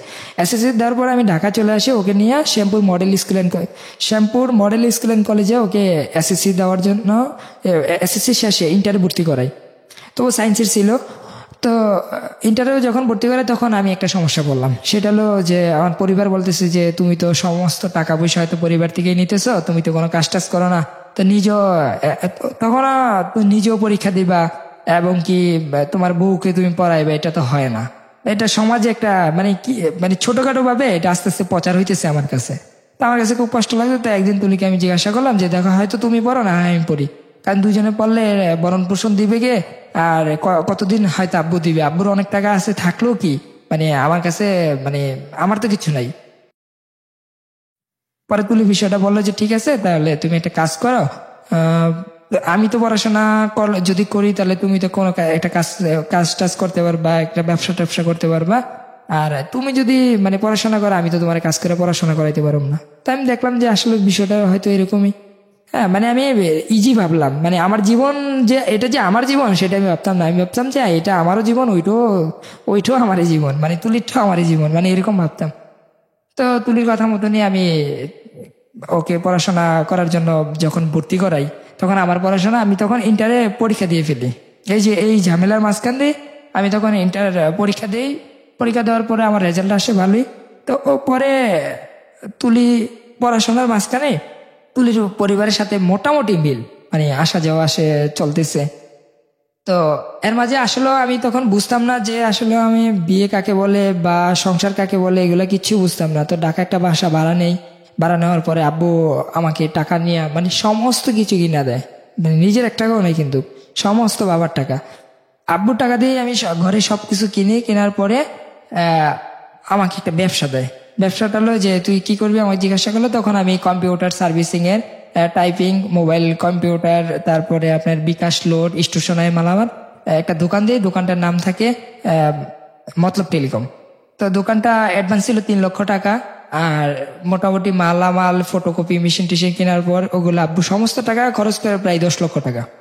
তো দেওয়ার পর ওই দোকানটা আমি শ্যামপুর পোস্তগোলা বরিতলায় আর কি, অনেক বন্ধু বান্ধব হয়তো ওখান থেকে আমাকে শুনতেছে যে তাদের সাথে অনেকদিন চলছে, মানে মনে পড়ে গেল আর কি। তো যাই হোক, ওখানে ইসমাইল ভাই নামে একজন আছে, ওনাকে খুবই মিস করি আমি, কথা ফাঁকে ভুলে ফেললাম।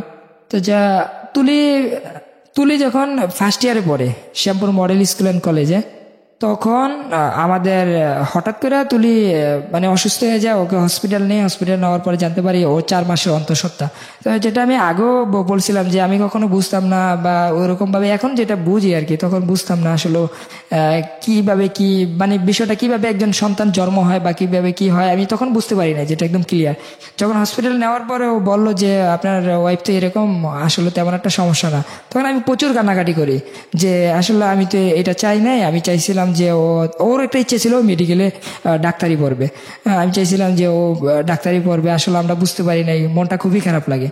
তো তুলি কি করলো, ওখান থেকে বললো আমার বাবা মাকে বিষয়টা জানাইলো ফোন দিয়ে। তো বাবা মা বললো এটা তো খুশির ব্যাপার, আচ্ছা সমস্যা নাই, এটা কোনোভাবে কোনো নষ্ট করা যাবে না, যা আছে ঠিক আছে তাই থাকবে।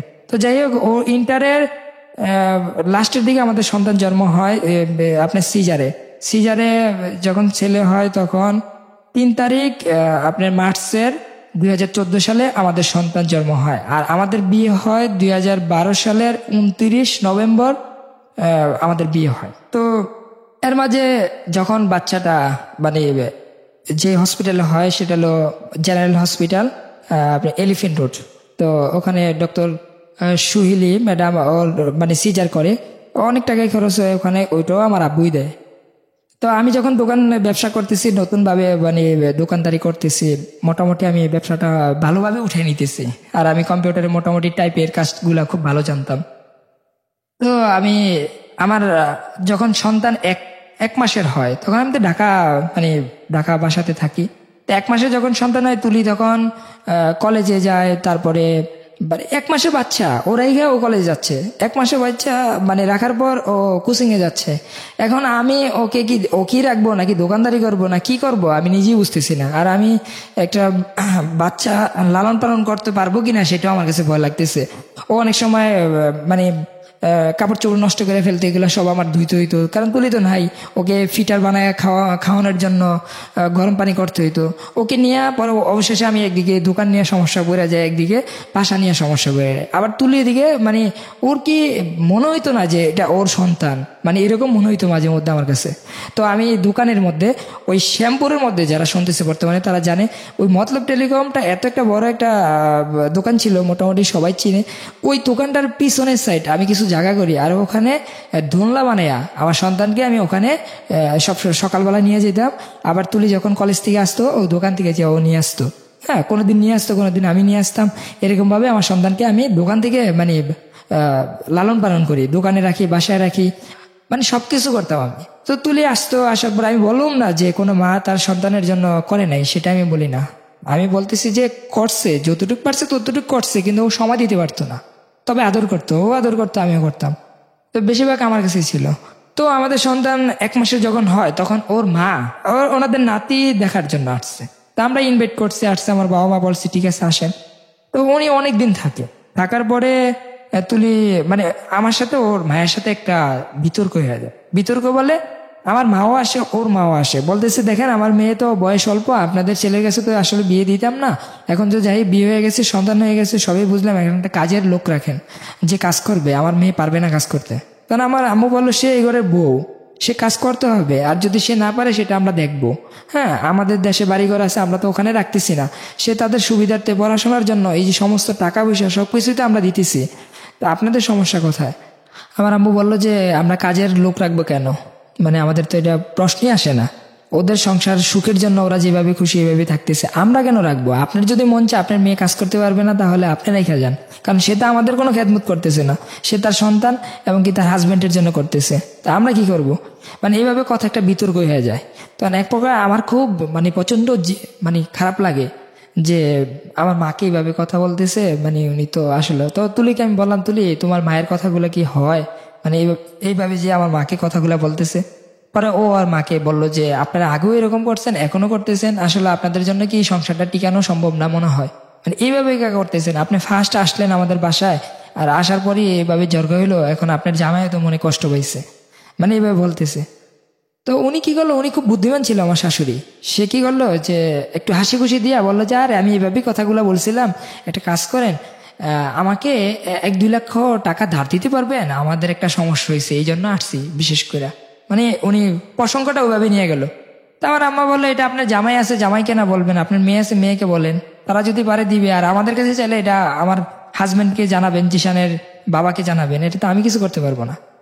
পরে আমার শ্বশুর ওই টাইমে ফোন দেয় বলতেছে যে বাবা আমার তো একটা সমস্যা, কিছু মানে এলাকায় কিছু পুকুর, মানে পুকুর উনি চাষ করতো, এটা 2-3 বছরের জন্য। ওই পুকুরগুলা রাখার পরে আমার অনেক টাকা লস হয়ে যায়, এখন আমাদের মানে কিছু টাকা লাগবে। তো আমি জিজ্ঞাসা করলাম কত টাকা, তো উনি বললো যে বেশি না, আমার 1 লক্ষ টাকা হলে মানে কাজটা সমাধান হবে। তা আমার আব্বু ওই টাকাটা ওদেরকে ধার দেয়। তা আমরা ভাবলাম যে না, টাকা টুকা ধার নিছে আর এরকম কিছু হবে না, মানে একটু হেলোমেলো চিন্তা ভাবনা আর কি।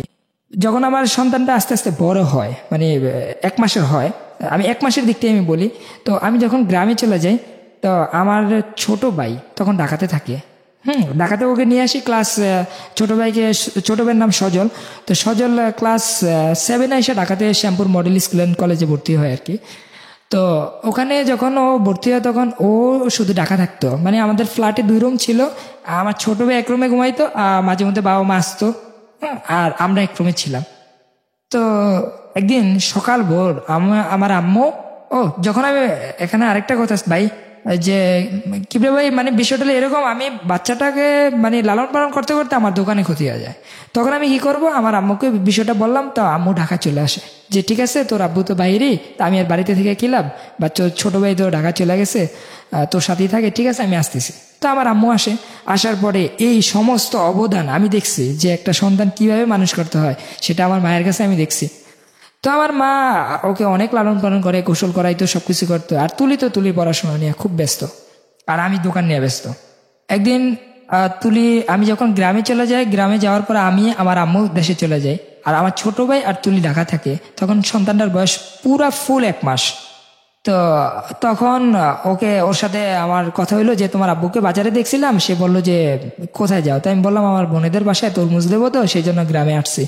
তার বললো যে তা আমাদের বাসায় তরমুজ দেওয়া যাও। তা আমি কি করলাম, ওখান থেকে তরমুজ কিনা মানে আমার শ্বশুরের হাতে ধরাই দিলাম যে আপনি নিয়ে যান। তো আমি তুলিকে বিষয়টা এইভাবে বলছি খোলামেলা, দেখো মানুষের শ্বশুর বাড়ির থেকে তরমুজ আনে, আর আজকে আমার দিতে হয়, যাই হোক তোমাকে ভালোবাসি বিদায়। তো আমার আম্মুর কাছে ফোন দিয়ে একটু যোগাযোগ নিও, কেমন আছে কি বিষয়। তখন ফুট করে মানে কোনো কথা নাই বাড়তি নাই, সে বলতেছে তোমার মাকে আমি তো চিনি না, আমি তো তাদের সাথে কোনো মানে কথা বলার কোনো ওই নেই, আমি তোমাকে বিয়ে করছি, আমি তোমাকে চিনি, কে তোমার মা আর কে তোমার বাবা সেগুলো আমার জানার বিষয় না। মানে আমি মনে হয় যে আসমান থেকে বললাম, মানে এই বিষয়টা কি। পরে ওর সাথে আমার খুব বিরক্ত লাগে। পরে আমি বললাম তুমি কি ভুলে গেছো যে তুমি আমার সাথে সেই প্রথম রাত্রে বলছিলা যে তুমি পড়াশোনা করবা, আর আমার বাবা মার মনে কষ্ট দিলে বা আমাদের সংসারে ঝামেলা হলে তোমার পড়াশোনাটা বন্ধ হয়ে যাবো। এখন কি তুমি এটাই চাও? তুমি তো মেডিকেল পড়বা, তো তোমার কি কোনো কমন সেন্স বলতে কিছু নাই? পরে সে বললো যে না আমি তোমাকে চিনি, কোনো ইসলামের শরিয়াতে মানে আমাকে বুঝাইতেছে যে কোনো শ্বশুর খেদমত করার কোনো বউর কোনো এখতিয়ার নাই। তাই আমি বললাম ভাই পার্সোনাল ব্যাপারও তো থাকতে পারে, মানে মানুষের মন মানসিকতাও তো চেঞ্জ হতে পারে, মানবিক দিক থেকেও তো মানুষ দেখতে পারে, আর আমি তো তারই সন্তান। তো এইভাবে অনেক কথা কাটাকাটি হয়। সকাল ভোর আমার ছোট ভাই ফোন দিয়ে বললো যে ভাইয়া বাসায় দরজা খোলা সকাল 6টার দিকে, ভাবিও নাই বাবুও নাই, ওকে খুঁজে পেতেছি না। তখন ওর আব্বুকে আমি ফোন দিলাম যে কোথায়, তুলি তো হয়তো আমার সাথে একটু রাগ করছে, ওর সাথে গতকালকে আমার অনেক কথা কাটাকাটি হয়েছে, তুলি আপনাদের বাসায় গেছে। ওর আব্বু বললো যে 24 ঘন্টার মধ্যে আমার মেয়েকে বাইর করে দিবা, মানে তুই তাই করা যত গালাগালি বাড়ে সব করতেছে। আমি তো মানে কি করব কিছু বুঝতেছি না। তো আম্মুকে বিষয়টা জানাইলাম। পরে আম্মু বললো যে ঠিক আছে আমি আমার ভাইয়ের সাথে কথা বলি। তো আম্মু বললো যে দেখেন ওরা কথা বলছে একটা ছোট্টখাটো বিষয় নিয়ে, জিশানের কাছ থেকে শুনলাম, আমি কিন্তু বলি নাই যে আমার কাছে ফোন দেওয়ার জন্য। আর আপনার মেয়ে যে এই যে আসছে, সে তো গ্রামে কোনোদিন আসেই না, যদিও আসে 2-3 দিন বেড়ায় চলে যায়, থাকে তো ঢাকা দিয়ে, ওর পড়াশোনা নিয়ে ব্যস্ত, নাতিটাও আমার দেখতে হয়, সবই দেখতে হয়। এখন কি নিয়ে কথা কাটাকাটি হয়েছে জানি না, মেয়েটা কোথায় আছে একটু বলেন, আমাদের সান্ত্বনা দেন। একটা 1 মাসের বাচ্চা, একটা দুর্ঘটনা হয়ে গেলে পরে বলেই না। পরে ওই যে ওদের এলাকায় কিছু সহযোগিতা লোক যারা আমাকে প্রথম সহযোগিতা করছিল, তারা আমাকে খবর দিল যে তুলি একটা মাইক্রো কারে দিয়ে সকাল 8:30টার দিকে ওদের বাসায় ঢুকছে, এটা অনেকেই দেখছে। পরে আমরা শিউর এলাম, শিউরার পরে আমার পরিবার, আমার এক ছোট বোনের হাজবেন্ড কুয়েত থাকে, তো জামাল ভাই ওদের বাসায় যায়, মানে আমার দুলা ভাই। যাওয়ার পরে বলতেছে ভাবি কি সমস্যাটা হয়েছিল যে আপনি চলে আসলেন, আপনাদের এত মানে কি ঝামেলা হলো বাচ্চাটা নিয়ে চলে আসলেন। পরে বললো যে দেখেন আমি কাবিন ছাড়া যাব না, মানে ও ডাইরেক্ট বললো যে আপনি তো আমাকে নিতে আসছেন কিন্তু আমার কোনো কাবিন হয় না, আমি কাবিন ছাড়া যাব না, এখন কাবিন করতে হবে 15 লক্ষ টাকা, তাহলে আমি যাবো, এছাড়া আমি যাব না। তখন আমার আব্বু ফোন দিয়ে বললো যে আমার আব্বু বাহির থেকে ওরে স্বর্ণ অলংকার যাই মানে খুশি যখন মন যেত তখনই পাঠিয়ে দিত। ওর এক একটা মোবাইল মানে খুব দামি দামি ছিল, ওর প্রত্যেকটা ড্রেস খুবই দামি দামি ছিল। এগুলা আমার তো সামর্থ্য ছিল না একটা দোকানদারি করে এগুলা করার জন্য, তা আমার আব্বুই করতো বেশিরভাগ। আর আমি যেটা করতাম প্রতি মাসে 20,000 15,000 টাকা ইনকামিং করলে এটা তো ঢাকা শহরে এইভাবেই খরচ হয়ে যায়। এর মাঝে ওর পড়াশোনা খরচ। হ্যাঁ, তুলির সাথে আমার আব্বু যোগাযোগ করে যে মা তোমার কি সমস্যা হয়েছে তুমি বলো। পরে বললো যে দেখেন আমি আপনারা অনেক সম্মান করি, আপনিও আমাকে অনেক বেশি ভালোবাসেন ঘরের মধ্যে, জিশানের পর কিন্তু আপনি আমাকে বেশি ভালোবাসেন। তো সেই সাথে আমি বলি আমি কাবিন করলে যাব, আর কাবিন ছাড়া যাব না, তবে কাবিন হতে হবে 15 লক্ষ টাকা। তখন বিষয়টা জানার পর আমার দুলাভাই ওখান থেকে চলে আসে। আসার পরে আমার খুব বিরক্ত লাগে। আমি বললাম যে আমি ঠিক আছে আমি তুলির সাথে যোগাযোগ করি। তো তুলির সাথে আমি যোগাযোগ করার অনেক চেষ্টা করি। ওর বাবা মা মানে এইভাবে বলে না ও কথা বলো, কিন্তু তুলি বলতেছে আমি কথা বলবো না। হ্যাঁ, মানে আমি বুঝতেছি না। পরে আমি বিষয়টা ভাঙার জন্য আমি ভাবলাম ওই বাড়িতে যাবো, হ্যাঁ যা দেখবো। তো আমার বাবা মা আমাকে অনেক বারণ করছিল। আমি এখন বুঝি যে বাবা মার প্রত্যেকটি কথাই ছিল সঠিক। হ্যাঁ, তো আমি মানলাম না। আমি তুলিকে গরিপুর যাওয়ার পর মানে এই যে কুমিল্লা গরিপুর, যেহেতু আমার বাড়ি চাঁদপুর মতলে, গরিপুর যাওয়ার সাথে তুলির সাথে আমার সাথে ফেসবুকে যোগাযোগ হলো যে তুলি আমি তো গরিপুর আসছি ভাই, যা অন্য হয়ে গেছে, আসলে কি ভুল করছি না করছি আমি তো বুঝতেছি না, তুমি চরম ভুলটা করছো, এখন আমি তোমাদের বাড়িতে আসলে কোনো সমস্যা হবে? পরে বললো যে না কোনো সমস্যা হবে না, তুমি নির্ভয়ে আসো, তুমি আসলেই আমি তোমার সাথে চলে যাব। তাই আমি বললাম কাবিন কারে ভাই, কাবিনে কি মানুষ বউ রাখে? আর কাবিনে মানে ও বিভিন্ন উদাহরণ দিল। তাই আমি ভাবলাম যে আচ্ছা ঠিক আছে আমি আসতেছি, কোনো সমস্যা হবে না তো? না। তা আমি কাউকে, এমনকি তুলি আমাকে বলে তুমি কিন্তু অন্য কাউকে বলবা না যে আমাদের বাসায় আসতেছো। আমি বললাম আমার বাবা মা তো জানে, রাগারাগি করে বাসার থেকে আসছি। হ্যাঁ, পরে বললো আচ্ছা ওনারা জানো, আর তোমার বন্ধু বান্ধব কাউকে জানাইবা না, তুমি আসো বাসায়। তা আমি বুঝি নাই বিষয়টা। তা আমি ওদের বাসায় যাই, যেহেতু তুলির ও আমার স্ত্রী, ওই তো আমার সবকিছু, মানে আমি এরকম ভাবতাম এর চেয়ে বিশ্বস্ত লোককে। তো ওদের বাসায় যাই, যাওয়ার পরে ওর মা দেখি ওখানে আসে, ওর বোন আসে, ওর ভাই আসে, এমনকি আরো 2-3 জন লোক থাকে। হ্যাঁ, তো আমার জিজ্ঞাসা করতেছে ওর মা মানে তুই করা এই তুই এখানে আসছিস কেন? তাই আমি বললাম আপনি তো স্কুলের ম্যাডাম, এই ভাইকে কথা বলেন, আমি সালাম দিয়েছি সালামের উত্তর নেন। পরে বললো যে সেটা আমাকে খুশি, তোর মুখের থেকে কোনো সালাম আমরা নিব না, তুই এখানে আসছিস কেন? পরে আমি বললাম যে আমি এখানে আসছি আমার ওয়াইফকে নেওয়ার জন্য, আমার বাচ্চা নেওয়ার জন্য। পরে ও বলতেছে কোনো ডকুমেন্ট আছে তোমাদের যে বিয়ে হয়েছে? তোমাদের কোনো কাবিন আছে যে তুমি বিয়ে করছো? পরে আমি বিষয়টা মানে চুপ হয়ে দাঁড়াইলাম যে দেখেন কাবিন আর মানে কাবিন তো বেশি করতে হবে, হয়তো এতদিন বুঝতে পারি নাই যে আসলে বিষয়টা বুঝি নাই যে কাবিন করতে হয় বা কি বিষয়। তো এখন যেহেতু আপনারা বলছেন কাবিন তো বেশি করব, কিন্তু আমি তো ওদেরকে নিতে আসছি। পরে ওর বাবা মা বলতেছে তুমি নিলে তুমি তোমার সন্তান নিতে পারবা, তুমি তুষানরে নিতে পারবা, তুমি তুলিকে নিতে পারবা না। তো আমি বললাম আচ্ছা ঠিক আছে দেন আমার সন্তানকেই দেন। তা আমার সন্তানটা আমি কোলে নেব, এমন সময় এমনই সময় ওর আম্মা ইসা বললো যে ওর আব্বু বলছে এই কথা যে তুমি তোমার সন্তান নিতে পারবা কিন্তু আমার মেয়েকে নিতে পারবো না। তো এমনই সময় ওর আম্মা ইসা আমার কোল থেকে, মানে আমি মাত্র ওর বোনের কোল থেকে আমার বাচ্চাটা আমার কোলে নিছে, ওই সময় 1 মাসের বাচ্চাটা ওর মা ইসা ওর পায়ে ধরে মানে ফিক্কা মেরে ফেলা দিচ্ছে দেয়ালের মধ্যে। আসলে সেটা তুলির সামনে ঘটনাটা ঘটছে, আর ওর পুরা মানে রক্তে ফ্লোরটা পুরা ভরপুর ছিলাম যে ও মনে মারাই গেছে। আমি দাঁড়ার থেকে মানে আমি নিজেই সেন্সলেস হয়ে মানে পড়ে যাই, মানে বিষয়টা দেখার পরে আমি আর সহ্য করতে পারি না। আর তুলি এখানে ওয়েট আপনি কিছুই করেননি ওই সময়টাতে? হ্যাঁ, আপনি করছি। কি করছেন? আমি মানে যখন আমি অজ্ঞান হয়ে যাইতেছি অবস্থা আমি দেখতেছি যে আমি টিকতে পারতেছি না, তখন আমি তুষানকে ধরার জন্য গেছিলাম। যখন তুষানকে মাটির থেকে উঠানোর জন্য গেছিলাম, আর ওর মা ওর বাবা মা, আজকে অনেকে আমাকে নিয়ে এই বিষয়টা নিয়ে হাস্যকর ভাবে ভাবতে পারে, ওর বাবা মা অনেকে সবাই মিলে আমাকে মারধর করে। আর সেখানে শুধু আমার পক্ষে ছিল আমার ওয়াইফ, সে একবার বাচ্চা ধরে একবার আমাকে ধরে আর বলতেছে তুমি যেভাবে হোক এখান থেকে চলে যাও, আমি চলে আসবো। মানে এইভাবে মানে চিল্লাচিল্লি হয়ে যায় দেশ গ্রামের। বললাম তো ওদের বাড়িটা ছিল একা বাড়ি, আর বিল্ডিং এর ভিতরে শব্দগুলো তত একটা যায় না। ও এখানে একটা মানে ওদের বাড়ির পাশের থেকে একটা লাঠি মুঠি এনে ওর বাবা মার গায়ে টাচ করে, ওর বাবাকে ওই মারধর করে। আর আমি তো একা, আমি তো মানে বুঝতেছি না যে আমি কি করব।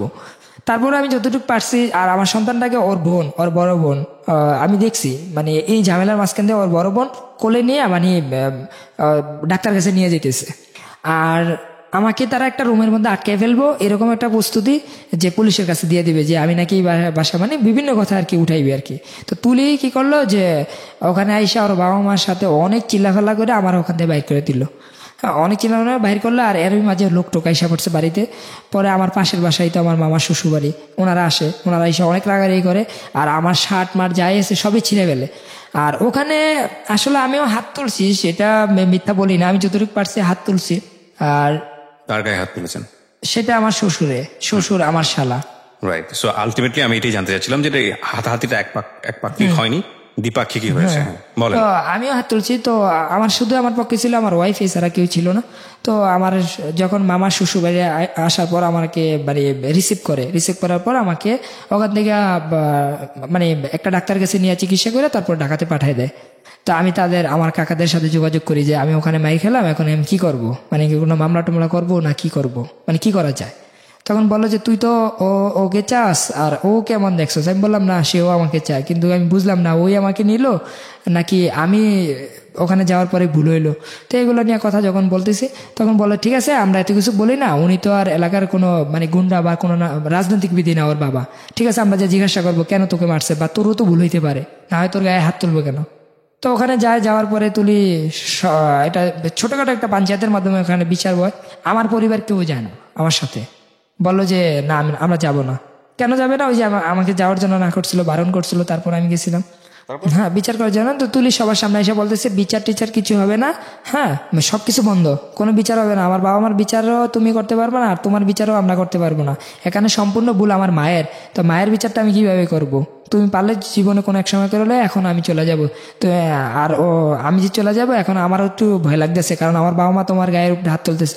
ও বিচারের মাধ্যমে এসে এই কথাগুলো বলছে যে আমারও তো ভয় লাগতেছে তোমার কাছে যাইতে, কারণ এখন তো তোমার গায়ে হাত তুলছে আমার বাবা মা, তো তুমি যদি আবার সেটার প্রতিশোধ আমার উপর দিয়ে নাও, তার চেয়ে ভালো ভাই তোমারও কাবিন দরকার, আমারও কাবিন দরকার, চলো দুজনে মিলেই কাবিনটা করে ফেলি। তাই আমি বললাম আচ্ছা ঠিক আছে, বিষয়টা খারাপ না। আর ও বললো যে দেখো এই যে সন্তান নিতে আসছো, সন্তান দেয় নাই, যেহেতু কাবিন ছিল না, তুমি এটা দাবিও করতে পারতেছো না, মানে এরকম ভাবে যে একটা মামলা করবা, তার চেয়ে ভালো কাবিন করো, এটাই ভালো, আর এদের সামনে রেখেই কাবিন করো। তো আমি কাবিন করলাম, ওরা যে 15 লক্ষ টাকার মানে একটা বলে যে কাবিন করতে হবে, তখন আমি বললাম যে আমি সর্বোচ্চ 2 লক্ষ টাকা দিতে পারবো, এর বেশি আমি পারবো না, কারণ আমার পরিবার এখানে কেউই নাই, আমার কিছু গার্ডিয়ান আসছে কাকা, হ্যাঁ ওদের মাধ্যমে আমি 2 লক্ষ টাকার একটা প্রস্তাব রাখি, এর বেশি হলে আমি পারবো না, না হয় কপালে যা আছে আমি চলে যাবো, এছাড়া আমি পারবো না, আমার পরিবার নিয়েই আমি কাবিন করব। পরে ওরা রাজি হইলো। রাজি হওয়ার পরে আমি স্পষ্ট আকারে, মানে আমি বাংলা লেখা যে বুঝবো না সেটা তো স্যার ভাই আমি বুঝতে পারতেছি না, মানে ওখানে স্পষ্ট আকারে আমি লেখাটা দেখছি 2 লক্ষ টাকা। আজকে আমি এই জিনিসটা দিয়ে পরিষ্কার করতে চাই, যারা এখনো বিয়ে করে না এবং কি যারা কাবিন বিষয়টা বুঝে না, আমি তাদেরকে বলে দিই যেটা আমি মানে ভুক্তভোগী হয়েছি। মানে একটা কাবিন থাকে যেটা মেয়ের বাবার কাছে দেওয়া হয়, মানে আমার থেকে লিখিত নিয়ে, আর একটা বালাম বই থাকে যেখানে আমরা মানে চোখ বন্ধ করে মানে সাইন করি। তা আমার যে ঘটনাটা ঘটে, যে আমাকে বলে এই যে এখানে দেখছো না 2 লক্ষ টাকা, আমি বললাম হ্যাঁ, তো 2.5 লক্ষ টাকা কাবিন, 50,000 টাকা উসুল, আর 2 লক্ষ টাকা বাকি। 2 লক্ষ টাকা কাবিনটা পরবর্তীতে আমরা একটা যে বালাম বইয়ের মধ্যে কাজী বললো যে তুমি এখানে একটা সাইন দাও, যে সাইনের মধ্যে লেখো যে তোমাদের বিয়ে হয়েছে, যে একটা আমাদের একটা ডকুমেন্ট সরকারি ঘরে যাবে। তো আমি চোখ বন্ধ করে ওখানে সাইন দিয়ে দিছি, কিন্তু পরবর্তীতে মানে জানতে পারছি যে ওইটা আমাদের কাবিন প্রথমটা ছিল ফলস, আর দ্বিতীয় যেখানে আমি সাইন দেই ওখানে কাবিন করে 4 লক্ষ টাকা আর 50,000 টাকা উসুল দেয়। তো আমি যখন তুলিকে ঢাকা নিয়ে আসি ও মেডিকেল পরীক্ষা দেওয়ার জন্য, এই যে বিভিন্ন কোচিংয়ে আসতেছে, আসা যাওয়া করতেছে, এর মাঝে ও পরীক্ষার জন্য সিলেটে ওর পরীক্ষা পড়ে, সিলেট ওসমানী মেডিকেল কলেজে ওর পরীক্ষার হল পরে, ওখানে যাওয়ার পরে চান্স পায় নাই। চান্স না পাওয়ার কারণে ও ঢাকা বিশ্ববিদ্যালয়ে পরীক্ষা দেয়, ওখানে গ্রাসতত্ত্বনীতিতে চান্স পায়, সেটা পড়বে না সে। তারপরে জাহাঙ্গীরনগরে পরীক্ষা দেয়, বিভিন্ন জায়গায় পরীক্ষা দেয়, মানে সরকারি অনেক জায়গায় পরীক্ষা দেয়। অবশেষে সে ধনিয়া ভার্সিটিতে ভর্তি হয় ইংলিশে অনার্স। তো পড়াশোনা করতেছে, এর মাঝে আমার সন্তান বড় হইতেছে। তুলির বাবা মার সাথে আমাদের কোনো যোগাযোগ নাই, ওই যে মারামারির পর থেকেই আর কোনো যোগাযোগ নেই। তুলি যখন মানে ওখানে মানে ফার্স্ট ইয়ার পরীক্ষা দেয়, তখন ওর বাবা মা একটা প্রস্তাব পাঠায় যে এদের সাথে মিল করার জন্য, ওর দুলাবের মাধ্যমে, বিভিন্ন মাধ্যমে। তো দোকানের মধ্যে ওর বাবা মা, ওর আব্বু, ওর আম্মু সবাই মিলে আমার দোকানের মধ্যে আসে। তাই এসে বলতেছে যে বাবা জামিন হয়ে গেছে, আজকে 3-4 বছর আমার মেয়েটা আমাদের বাসায় যায় না, বা তোমাদেরকে ওরকম সম্মান দিতে পারতেছি না, তো এটা মিল হয়ে যাও। তো আমি বললাম ঠিক আছে, আমার ওয়াইফের সাথে আমি যোগাযোগ করে আমি বিষয়টা আপনাকে জানাবো। তো এখন বাসায় যান, বাসায় যা কথা বলেন। কেন এখন যাবো না, তুমি যদি বলো তাহলে তোমার সাথে মিল হয়ে তোমাদেরকে ইনভাইট করবো আমাদের বাসায়, আইসো গার্ডিয়ান নিয়ে, এটা মিল হয়ে যায়, এখন আর এগুলা করার সময় নেই। তাই আমি বললাম ঠিক আছে, ভালো প্রস্তাব। তা আমার পরিবারের সাথেও যোগাযোগ করলাম, ওনারা বললো যে ঠিক আছে এটা মিল হয়ে যাও। তো আমার ওয়াইফ বারবার বলতেছে না আমি তাদেরকে চিনি, আমার বড় বোনকে নিয়ে অনেক সমস্যা হয়েছে, মানে ওর বড় বোনকে নিয়ে অনেক ঝামেলা হয়েছে। যাক ওই প্রসঙ্গে আমি আসি না, আমি আমারটা নিয়েই বলি। তো তুলি অনেক বারণ করছিল, তারপরেও আমি বললাম যে ঠিক আছে আপনারা আমাদের বাসায় যান বা গ্রামে যান, গ্রামে যে আমার আম্মুকে দাওয়াত করেন, আমরা আসবো। তো ওর আম্মু আর হলো আমার ওর ছোট ভাই ওখানে যায় আমাদের বাসায়, যা কিছু কেনাকাটা করে নিয়ে যায়, তারপরে বলে যে আপনাদের দাওয়াত করলাম, আপনারা আসেন আমাদের বাসায়। তো আমরা 20-25 জন লোক ওখানে যাই ওদের বাসায়, আমার বন্ধু বান্ধবকে নিয়ে যাই ঢাকা থেকে। তো সবারই খাবার দিছে, কিন্তু আমার খাবারের সময় ওদের খাবারটা শেষ হয়ে গেছে। আসলে আমি খাবার নিয়ে কথাটা বলতাম না এখানে, হয়তো অনেকে অনেক মানে ছোট মনে করতে পারে আমাকে, কিন্তু বিষয়টা হলো সবার সামনে আমাকে অপমান করা হয়েছে আর কি। তো যাই হোক, আমি এই বিষয়টা কোনো কথায় আমার ওয়াইফকে আজও পর্যন্ত বলি নেই, আজকেই বললাম।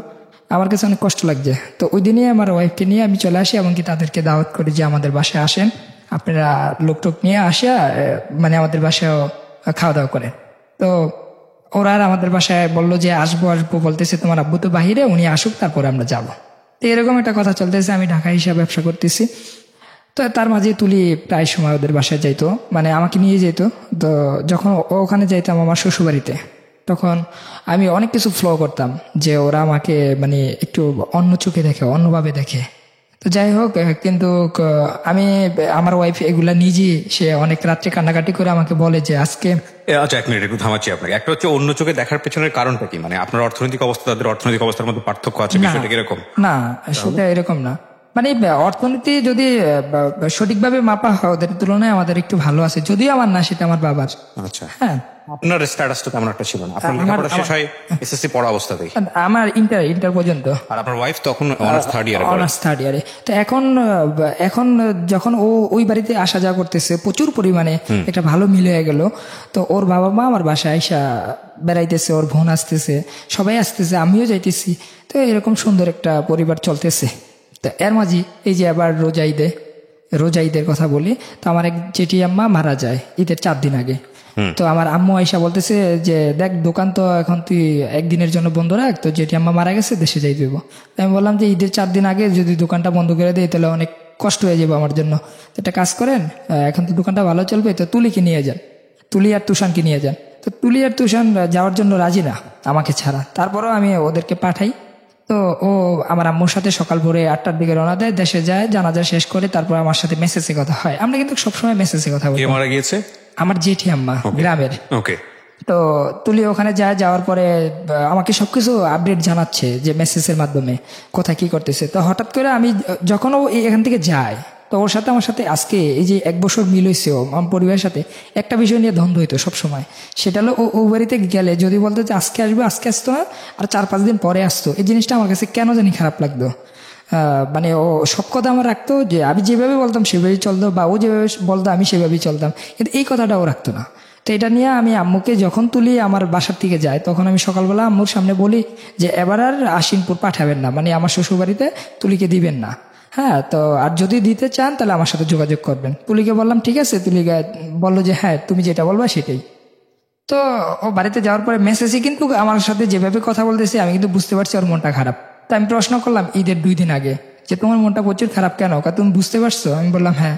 অনেক বছর তোমাদের বাড়িতে থেকে ঈদ করতেছি, এবার যদি আমাদের বাড়িতে ঈদ করতাম হয়তো ভালো লাগতো। তো আমি বিষয়টা মানে খুব গুরুত্বপূর্ণ ভাবে মানে মাথায় রাখি। তো ওরা আমি মেসেজ দিয়ে বললাম ঠিক আছে তুমি বাবা মার সাথে আমাকে বইলা তুমি চলে যাও, ওখানে ঈদ করো। তো অনেক খুশিতে ওই দিনে বিকালে বললো তাহলে আমার আরেকটা কথা রাখো, আমি আজকেই চলে যাই। বললাম আজকে কেন? ঈদের তো আরো 2 দিন বাকি আছে, তুমি কালকে যাও। কারণ আজকে আমাদের বাড়িতে একটা মাহফিল, আমার আম্মু অনেকবার ফোন দিতেছে, আব্বু ফোন দিতেছে, ওই মাহফিলের মধ্যে মানে আমার থাকলে হয়তো একটু সুবিধা হবে। তো আমি বললাম ঠিক আছে। তো আমার আম্মার সাথে যোগাযোগ করলাম, আব্বুর সাথে যোগাযোগ করলাম, পরে বললাম যে ঠিক আছে তুমি চলে যাও।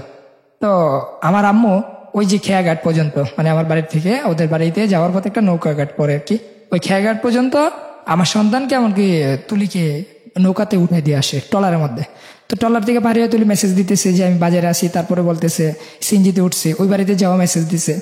তারপরের দিনও কথা হয়েছে মেসেজের মাধ্যমে, ফোনে কথা হইতো খুব অল্প, আর আমিও ছিলাম ব্যস্ত। তারপর ওদের ঈদ হইল। তো ঈদের দিন এই প্রথম আমি ঈদে বাড়িতে যাই না। এই কারণে আমার টাকা পয়সাটা একটু, আমি আগেও বললাম যে আমার দোকানে একটু সমস্যা চলতেছে, মানে দোকানটা ফটোকপি মেশিন নষ্ট হয়ে গেছে, কম্পিউটার নষ্ট হয়ে গেছিলো, এগুলো নিয়ে আমি খুব মন খারাপ যে এখন যদি দোকানটা বন্ধ থাকে তাহলে আমার জন্য খুবই সমস্যা পড়ে যায় মধ্যে। তাছাড়া ওর সামনে আবার এডমিশন ফি দিতে হইব, মানে এরকম অনেক চিন্তা ভাবনা পড়ে যায়। তো আমি ঈদের যাই না। তো ঈদের দিন আমি যখন বাইতুল মোকাররমে ঈদের নামাজ পড়ার পর ও আমাকে ফোন দিল। ঈদের দিন আর কোনো কথা হয় না আমার সাথে, মানে ঘুম থেকে উঠে আমি নামাজ পড়তে চলে আসছে, মোবাইল বন্ধ ছিল। তো ও ফোন দিল ফার্স্ট, বললো যে কেমন আছো। তা আমার না চোখের পানি এসে পড়ছে, মানে কান্না চলে আসছে যে এই ফার্স্ট তোমাদের ছাড়া ঈদ করতেছি, বাবা মা ছাড়া ঈদ করতেছি, আজকে টাকার জন্য এত কষ্ট করতেছি। তো আসলে তোমরা ওইভাবে বুঝো না, এই যে ওই বাড়িতে গেছো, এখন আব্বু তো ফোন দিয়ে আমার সাথে অনেক রাগারাগি করতেছে, বলতেছে যে আমি বউর জন্য কাপড় চোপড় আনলাম, নাতির জন্য আনলাম, এখন বউরে তুই পাঠাই দিলি, এখন আমি কোন দিকে যেতাম। পরে সে বললো যে আমি তোমার জন্য কান্নাকাটি করি আর তুমি তোমার বাবা মার জন্য কান্নাকাটি করো, এত বাবা মার ভক্ত আমি কখনো দেখিনি। তো আমি এটা বলার পরে আমার একটু বিরক্ত লাগে। তাই আমি বললাম যে এটা কেমন কথা, মানে ওর সাথে আমার সাথে ফোন একটু তর্কের মতনই চলতেছে। তাই আমি বুঝতে পারলাম আজকে ঈদের দিন, যাক ওর সাথে তর্ক করবো না। তাই আমি বললাম যে দেখো ভাই, আজকে ঈদের দিন, আজকে তর্ক করবো না, আমি কালকে আসতেছি, তুমি কালকে আমাদের বাড়িতে চলে আসো। পরে বললো হ্যাঁ তুমি তো আমাকে মানে বলেই দিছো ঈদের পরের দিন তোমাদের বাড়িতে যাইতে তো হবেই, তো ঠিক আছে। তো এই সন্ধ্যায় কথা হয়েছে। পরে আমার মেসেজ দিয়ে বলতেছি দেখো কান্নাকাটি করো না, খাবার খাইছো কিনা, তো অনেক কথা, মানে একজন স্বামী স্ত্রীর যা কথা থাকে আর কি। তো অনেক কিছু বলার পরে তারপরের দিন আমি ফোন দিয়ে বললাম যে আব্বু তো ফোন দিতেছে, আম্মু ফোন দিতেছে, আমার ছোট বোনরা বড় বোন আমাদের বাসায় আসছে এখন টুশনকে দেখার জন্য, সবাই মানে আবদার রাখতেছে, এখন তুমি চলে যাও তাড়াতাড়ি, আর আমি আজকে না পারলে কালকে চলে আসবো বাড়িতে। পরে এসে বলতেছে আচ্ছা ঠিক আছে। তো সকাল চলে গেল, দুপুর দিকে ফোন দিলাম রওনা দিছো, না রওনা দেয় নাই তো, একটু পরে দেবো। তা আবার 2টার দিকে ফোন দিছি, তখন আমার ছেলে ফোনটা ধরলো। তো ফোন ধরার পরে সে বলতেছে বাবা আমরা তো আজকে আন্টিদের বাসায় যাব। কোথায়? এই যে মলি আন্টিদের বাসায়, তো ওর বড় বোন আর কি। তো আমি বললাম যে বাবা এখানে যাও না, তোমার দাদু কান্নাকাটি করতেছে, বাবা বাড়িতে আসতেছি, তুমি আসো। পরে বললো আচ্ছা ঠিক আছে বাবা, তাহলে আমি বাড়িতে আসতেছি, আম্মুরও বলে দাও। তো আমি বললাম তোমার আম্মু কোথায়? ও তো ওয়াশরুমে, তো আসলে দেবো নে। তারপরে মোবাইলটা বন্ধ।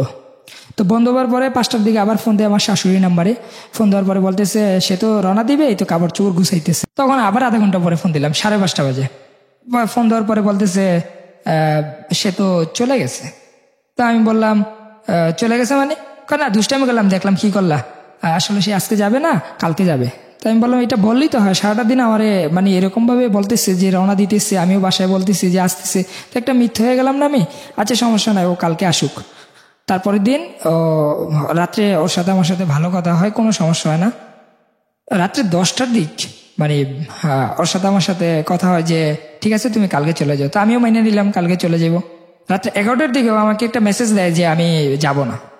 তাই আমি বললাম কেন, কি সমস্যা? পরে সে বলতেছে যে আমি যাব না, আমি সমস্যা আছে। পরে আমি বললাম কি সমস্যা? ও বলতেছে যে সমস্যা হলো এটাই যে তোমার বাবা মার কাছে যদি আমি যাই তখন আমার হয়তো ব্যক্তিগতভাবে তোমাকে চিরজীবনের জন্য হারাইতে হইব। তো এই মেসেজগুলো আমার কাছে আছে, মানে আমার কাছে খুব খারাপ লাগে যে মেসেজগুলো পড়ার পর। পরে আমি বললাম এটা কেমন কথা, তুমি আমার কাছে আসলে তুমি আমাকে হারাই ফেলবে, এটা মানে কি? পরে বলতেছে আচ্ছা এত কথা বলার সময় নাই, আমি আসবো না।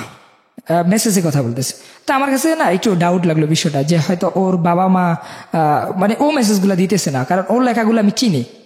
তো আমি ফোন করলাম, ফোন করার পরে ফোন ধরে না। পরে ওর বড় বোন ফোন ধরছে, ধরার পরে আমি বললাম কি ব্যাপার আপু, তুলি কোথায়? তুলি তো তোমার সাথে কথা বলবে না, রাগ করছে। আমি বললাম কেন রাগ করছে? কই যে তুমি যাওয়ার জন্য অনেক রাগারাগি করছো, সে বলতেছে কালকে চলে যাবো, তোমার সাথে এখন কথা বলবো না। তাই আমি বললাম আচ্ছা ঠিক আছে কালকে পাঠাই দিন। তা উল্টাপাল্টা মেসেজ দিতেছে, সেই জন্য ফোন দিলাম। আসলে বিষয়টা কি, কার হয়তো দুষ্টামি করে। তা আমি আর কিছু বললাম না। তারপরের দিন সকাল 10টার দিকে ফোন দিতেছি, তখন আমার ওয়াইফের মোবাইল বন্ধ। তখন আমার শাশুড়ির নাম্বারে ফোন দিলাম, আমার জ্যাঠুসের নাম্বারে ফোন দিলাম, শ্বশুরের নাম্বারে ফোন দিলাম। সবাই বলতেছে সে চলে গেছে। তো আমি বললাম চলে গেছে তো সাথে আর কোনো ব্যাগ টেক নিছে? না কাপড় চোপড় ব্যাগ তো তোমাদের বাসায় রেখে আসছে, আর ও পার্স ব্যাগ নিয়ে গেছে, আর তুষার নিয়ে গেছে। তা আমি একবার বাড়িতে ফোন দিই, একবার ঢাকা বাসায় আসি, দেখি কোথায় সে আসে নাই। এমন করতে করতে সন্ধ্যা 8টা বেজে গেছে। তখন আমার টেনশন লাগলো যে আসলে তুলি কোথায় গেল। তখন আমি ফোন দিয়ে আমার শাশুড়ির সাথে একটু মানে রাগান্তিভাবে কথা বলি যে এটা কেমন তোর বিষয়, যে তুলি কোথায় গেল, এখনো বাসায় আসতে না? পরে বলতেছে যে তুমি আমার মেয়েরে দাও, তুমি রাগারাগি করছো না কি করছো আমি জানি না, আমার মেয়ে কোথায় গেছে আমি জানি না। তারপরে আমি বাড়িতে চলে যাই। বাড়িতে যাওয়ার পর আব্বুর কাছে পুরো বিষয়টা বলি। তা আব্বু আর আম্মু ওই বাড়িতে যায় আমার আঙ্কেলকে নিয়ে। তো নেওয়ার যাওয়ার পরে বলতেছে হয়তো তুলি রাগ করে কোথায় চলে গেছে, চলে যাবো ভাই, আপনি চলে যান বাড়িতে। তা আব্বু এই কথা মনে করে আসছে, কিন্তু আসার পরে আমার এক কাজিন আর কি বললো যে না, বিষয়টা এরকম না, একটা জিটি করে রাখা উচিত, কারণ ওদের বিয়েটা একটু ঝামেলার বিয়ে, তো জিটি করে রাখেন, এটা সুবিধা হবে।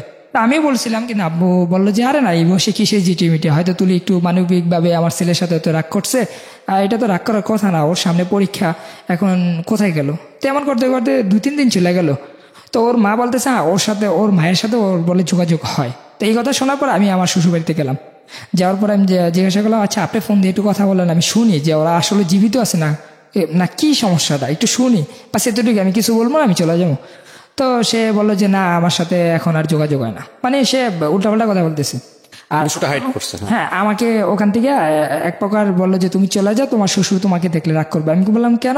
কাই যে তুমি আর মেয়েকে মানে কথা বলছো। আমি বললাম সে তো এখন আমার ওয়াইফ, কি করছি আমি, আমি তো বলছি যে আসার জন্য, এছাড়া তো আর আমি কিছু বলি নাই, আর ভুল হলে তো আপনাদের মাঝে এটা সমাধান হয়ে যায়। তো তারপরে আমি ওখান থেকে রাগ হয়ে চলে আসি। হ্যাঁ, আমাকে মোটামুটি ভালো কথা দিয়ে অপমান করে ওনারা। তো ওখান থেকে আমি আসার পর আব্বুরে বললাম না, এখন আর সহ্যর মানে বাদ ভেঙে গেছে, এখন চলেন একটা চিঠি করে আসি। তা আমার আব্বু কোনোভাবে মানলো না। আর 2 দিন পর আমি অনেক জায়গায় ফোন দিই, ওর বন্ধু বান্ধব সব জায়গায় ফোন দিই, কোথাও পাই না। 2 দিন পর আমার নামে একটা সমন জারি আসে। হ্যাঁ, সমন জারি আসে কোর্ট থেকে, যে যৌতুক মামলা, আমি আমার বাবা মা আত্মীয় স্বজন সবাই নাকি একজোট হয়ে ওকে মারধর করছি, মানবিক মানে মেন্টালি সমস্যা দিছে বিভিন্নভাবে। এই মামলাটা করছে তুলি। হ্যাঁ, ধারালো 4। তো মামলাটা যখন করছে, এটা মানে 1 মাসের টাইম নেয়, মানে আমাকে হাজিরা দেওয়ার আরো 1 মাস বাকি আছে, 24 তারিখ হাজিরা দাও মানে দিতে হবে। তা আমি তখন বুঝার বাকি নাই, হয়তো এটা হয়তো তুলি করতেছে নাকি তুলির বাবা মা করতেছে। তা আমার একটাই ধারণা যে এটা তুলির বাবা মা করতেছে, মানে আমার মাথায় এটাই আসে। তারপর আমার বাবা মাকে ওরা ইনভাইট করে যে আপনারা বসেন, তুলি আমাদের আন্ডারই আছে, কোথায় যেখানেই আছে আসে, আপনারা বসেন। তারপরে বললো যে ও মামলা করে দিয়েছে, এখন আমরা বসবো কেন, বসার তো কোনো মানি হয় না, আপনার মামলা করার আগেই বলতেন। পরে বলতেছে না, মামলা তো করছি জিশানকে বুঝানোর জন্য যে ও আর জিশান আর তুলি এখন আর মিল নাই, মানে তুলি জিশানকে এখন আর ভালোবাসে না, সেই জন্য মামলাটা করছি, মামলা উঠে ফেলবো, এখন বসেন, বসে ডিভোর্সের টাকাটা দিয়ে যান, আর সন্তান 2 বছর পর নিয়ে যান। তো আমার আব্বু বললো ঠিক আছে, এটা ভালো একটা প্রস্তাব দিয়েছেন, সমস্যা নাই, আপনি একটা কাজ করেন, তাহলে তুলিকে সামনে রাখেন, তুলি কথা বলবে, বাস আমরা মাইনে আসবো। হ্যাঁ, ডিভোর্স হয়ে গেলে তো টাকা দিতেই হবে, মেয়ে যদি না থাকে আমরা তো জোর করে আনতে পারবো না। তবে ওর জন্য আমি অনেক কিছু করছি, সে আমার সামনে এসে বলুক যে আব্বু আমি আর আপনাদের বাসায় যাব না, বা আপনার ছেলের এই সমস্যা। তো সে যে আমাকেও লাগছে যে আমিও মারধর করছি, তো সে আমার সামনে আসুক, না সে সামনে আসবে না, সে দূরেই থাকবে, দূরে থেকে ডিভোর্স লেটার দিয়ে দেবে, আপনি শুধু কাগজটা নিয়ে যাবেন আর টাকাটা দিয়ে যাবেন। পরে বললো যে কাবিন কত হয়েছে, আব্বু জিজ্ঞাসা করলো, তখন বলো 3.5 লক্ষ টাকা। তখন তো আমি তো হতবাক যে আমি তো 2 লক্ষ টাকা করছি। পরবর্তীতে বুঝতে পারলাম যে আমার কাবিনটা ডুপ্লিকেট করা, যে যেভাবে হোক তারা 3.5 লক্ষ টাকা করছে। তুলি যখন এখন আমি তুলিকে কোনোভাবেই খুঁজে পাইতেছি না। 24 তারিখে আমরা বসি, এই হাজিরা দেওয়ার জন্য যাই। যাওয়ার পরে কোর্টে অনেক সাক্ষী ওনারা নেয় যে আমরা মারধর করছি, ওখানে বৈশা বিচার আচার করছি, এরকম অনেক কিছু লিখছে। তো যখন ম্যাজিস্ট্রেট ছিল মহিলা, তো উনি বলতেছে কি ব্যাপার, তুমি কি আরে মারধর করো? আমি বললাম যে একটা ডকুমেন্ট দেখান আমাকে যে আমি ওকে মারধর করছি কিনা, শুধু একটা দেখান তাইলে হবে। পরে বললো যে আচ্ছা তোমার কোনো সাক্ষী আছে? কয় স্যার মারধর করে না তো, কিন্তু মেন্টালি সমস্যা দেয়, মানসিকভাবে সমস্যা দেয়, আমার পড়াশোনার সমস্যা হয়। পরে আমি বললাম পড়াশোনার সমস্যা হয় স্যার, আমি তো ক্লাস 10 থেকে অনার্স পর্যন্ত পড়াশোনা করাইতেছি, যদি সমস্যা দিতাম এতটুকু পড়লো কিভাবে? পরে ও বলতেছে না, এগুলো সব আমার বাবার টাকা, ও কখনো টাকা দিত না, ওর বাবাও দিত না, মানে এখন ও সম্পূর্ণ বিপক্ষে কথা বলতেছে আমার। পরে আমি বললাম আচ্ছা ঠিক আছে তুলি, হয়তো এই জীবন, হয়তো আমাদের 24 বছর, তোমার 21 বছর, এই বয়সে হয়তো তুমি এখন বুঝতেছো না, বা আমাকে একটা হস্তনস্ত করতেছো, আমরা তো আসলে কেউ এই পৃথিবীতে বাঁচবো না, তা তোমার উপর নির্ভরশীল করলাম, তাতে যদি আমার জেল হয়, ফাঁসি হয়, আমি সেটাই মানবো, এখন তুমি বলো যে আমার কি কি অপরাধ। তো বললো যে স্যার ও কোনো মারধর করে না, কিচ্ছু করে না, ও সব দিকেই ভালো, কিন্তু মানসিকভাবে আমাকে টেনশন দেয়। তো তারপরে বললো ঠিক আছে, তো আমাকে বিল কেটে দিল, যেটা জেলে পাঠাই দিল। 16 দিন জেলে ছিলাম। 16 দিন যেদিন হাজিরা, আমার আবার 8 তারিখে হাজিরা ছিল। তো 8 তারিখে হাজিরা সময় তুলিও ছিল, তো তুলি আমাকে কোটলা করতে গেছে, সেকেন্ড টাইম জেল। হ্যাঁ, সেকেন্ড টাইম। তো তুলি যখন আমার যেদিন হাজিরা হয়, ওই দিন তুলি বলতেছে স্যার পিছনে যা হয়ে গেছে, আসলে ওর জামিন করে দেন, আমি ওর সংসার করবো, সে ওপেন বলতেছে। তো ম্যাজিস্ট্রেট বলতেছে তুমি কি তাকে নিবা? পরে আমি বললাম যে জি আমি নেব। এখন কোর্টটা আলাদা চেঞ্জ করা হয়েছে আমাদের উকিলের মাধ্যমে। পরে বললো আচ্ছা ঠিক আছে, তোমাদের 5 বছরের সন্তান আছে, সন্তানটার দিকে তাকাইয়া তোমরা সবকিছু মিল করে উকিলদের মাধ্যমে বসে এটা সমাধান করে ফেলো। তো তারপরে আমরা বললাম ঠিক আছে, আমার উকিল বললো ঠিক আছে। তো 2 উকিলের মাধ্যমে আমরা ওই বসার চেষ্টা করি, কিন্তু ওরা বসতে চায় না। তো বসতে তো চাই না। তারপরে আবার হাজিরার দিন যে আমরা বলি যে স্যার, মানে আমাদের উকিল বলতেছে যে আমরা বসার ট্রাই করছি কিন্তু ওরা আসে নাই, ওরা হাজিরা দিয়ে চলে গেছে, এখন আজকে কিভাবে বসা যায় বা কিভাবে সমাধান করে দেন এইটাই চাই। পরে বললো যে আজকে 3টা বাজে আপনারা 2 পক্ষ এই উকিলের মাধ্যমে বসবেন। তো বললো যে আচ্ছা ঠিক আছে। তো ওই দিন আমরা বসার পরে আমার ওয়াইফ নাই ওখানে, আর এই 4 মাস পর্যন্ত আমার সন্তানকে একবারও আমরা দেখিনি। তো ওয়াইফ নাই, এখন আমার শ্বশুর বলতেছে, আমি আগেও যেটা বলছি এখনও সেটাই বলি, কাবিনের টাকা দিয়ে দেন আর তুলি আসবে না সামনে। তো আমার আব্বু বললো যে তুলি না আসলে আমি এটা কিভাবে সমাধান করবো, তুলি না আসলে তো এটা সমাধান হয় না। এখন বিয়ে করছে ছেলে, ওর সাথে কি সমস্যা হয়েছে না সমস্যা হয়েছে এগুলো তো আমরা শুনবো, শোনার পরে না একটা মানে ডিভোর্স কথাটা আসবে। আপনি যদি তার আগেই বলেন কিভাবে হইলো, আর তুলি বলুক, তুলি তো এখনই বললো যে সংসার করবে, এখন তুলিকে আপনি কোথায় পাঠাই দিচ্ছেন আর আমার নাতিটা কোথায়? তখন বললো যে নাতি সময় মতন পাইবেন আর তুলি আসবে না। তো এই কথা বলছে আব্বুর সাথে, আমার সাথে, আমাদের পরিবারের সাথে, তাদের সাথে ওখানে বসে আর কোনো সমাধান হয় নাই। তো সমাধান হওয়ার পরে আমরা ওখান থেকে উঠে আসার পরে আমরা মানে ওখানে আবার একটা কথা বলে যে আমার শ্বশুর বলতেছে সন্তান ভরণ পোষণ কিন্তু ওরই দিতে হবে, তো সেই ক্ষেত্রে 2-3 হাজার টাকা করে প্রতি মাসে আমাকে দিবেন। তো আমাদের উকিল বলতেছে না, আমরা হাতে হাতে কোনো টাকা দেবো না, আমরা সরাসরি মানে কোর্টের মাধ্যমে এটা সমাধান করব। এই পর্যন্ত বইলা উঠা মানে ওখান থেকে উঠছে। এখন আমার হাজিরা 26 তারিখে, তো ওখানে গেলে মানে কি হবে সেটা এখনো বলতে পারতেছি না। তবে এর মাঝে আমি নিজে ব্যক্তিগতভাবে উকিলদের সাথে যোগাযোগ করার পর যে আমার সন্তানটা আমি কিভাবে দেখি, হোক ডিভোর্স অথবা যেটা মনে সেটাই হোক, কিন্তু আমি তুলিকে চাই। হ্যাঁ, আমি যদি তুলি না আসে আমার তো কিছু করার নাই, কিন্তু আমার সন্তানটা আমি কিভাবে দেখবো বা ওর সাথে কিভাবে যোগাযোগ করব। তখন সে বললো যে তুমি একটা মামলা করতে পারো তোমার সন্তান দেখার জন্য। তখন আমি সেটা করি যে আমার সন্তান দেখার জন্য আমি কিভাবে যা যা দরকার আর কি উকিলদের মাধ্যমে আমি একটা মামলা করি। তো ওই মামলাটা মানে উঠবে 26 তারিখে। তুলি যখন আসবে তুলিকে বলে দিব যে তোমার সন্তানদের নিয়ে তুমি কোর্টে আসো, আর তুলি যদি কি বলে সেটা হলো মেন বিষয়। তুলি গতবারও বলছিল যে সংসার করবে, এখন বাকিটা আল্লাহ ভালো জানে যে কি হয়। কি হচ্ছে আপনার গল্প? জি। কেন বললেন এই গল্পটা? এই গল্পটা শুধুমাত্র মানে বলার জন্য আসছে আমার সন্তান যখন বড় হবে, হ্যাঁ, সে যেমন এখন তো সবাই জানে যে আমি হয়তো ভুল করছি, অনেক ভুল করছি, হ্যাঁ, কিন্তু আমি কিন্তু আসলে ওরকম ভাবে আমি চাই নাই যে একটা সংসার নষ্ট হয়ে যাক বা নষ্ট হওয়ার কোনো কাজগুলো আমার মনে হয় না যে আমি করছি। দেখেন, প্রথম কথা হচ্ছে কি, আপনাদের সংসার নষ্ট হোক এটা যদি আপনারা না চান, তাহলে এখানে বাকি যে বিষয়গুলো নিয়ে আপনি কথা বলেছেন সে বিষয়গুলো একেবারেই প্রয়োজন নাই, মানে মুখ্য না। প্রথম কথা হচ্ছে একটা, আমাদের এই একটা বড় সমস্যা, যখন আমরা একমাত্র সিক্রেটস অনুষ্ঠানে এটা হয়, একটু ডিফারেন্ট টাইপ অফ স্টোরি, যখন মানুষ ওখানে নিজের ভুল বলতে আসে তখন শুধু ভুলই বলে। এছাড়া জীবন গল্পের ক্ষেত্রে আমরা যেটা দেখি যে অলওয়েজ একজন মানুষ যখন বলছে সে নিজেকে প্রমাণ করছে আমি ভিকটিম, আমার কোনো দোষ নাই।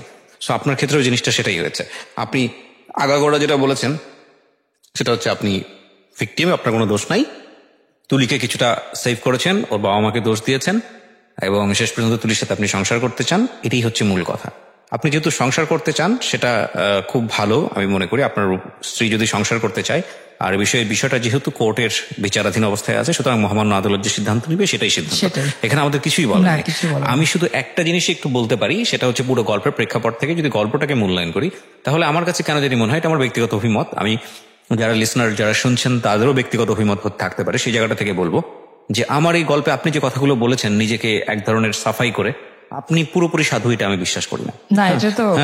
প্রথম কথা হচ্ছে এটা, আপনি যদি পুরোপুরি সাধু হতেন তাহলে আপনার স্ত্রী কোর্ট পর্যন্ত যেত না, ঠিক আছে, এবং আপনার স্ত্রী মামলা মোকদ্দমা পর্যন্ত যেত না, এত বছর সংসারও করতো না। আর দ্বিতীয় কথা হচ্ছে আপনার হাত ধরে বের হয়ে আসার পরে এত বড় রিস্ক নিয়ে এত ভালোবেসে আবার এইরকম একটা জায়গায় সে যেত না।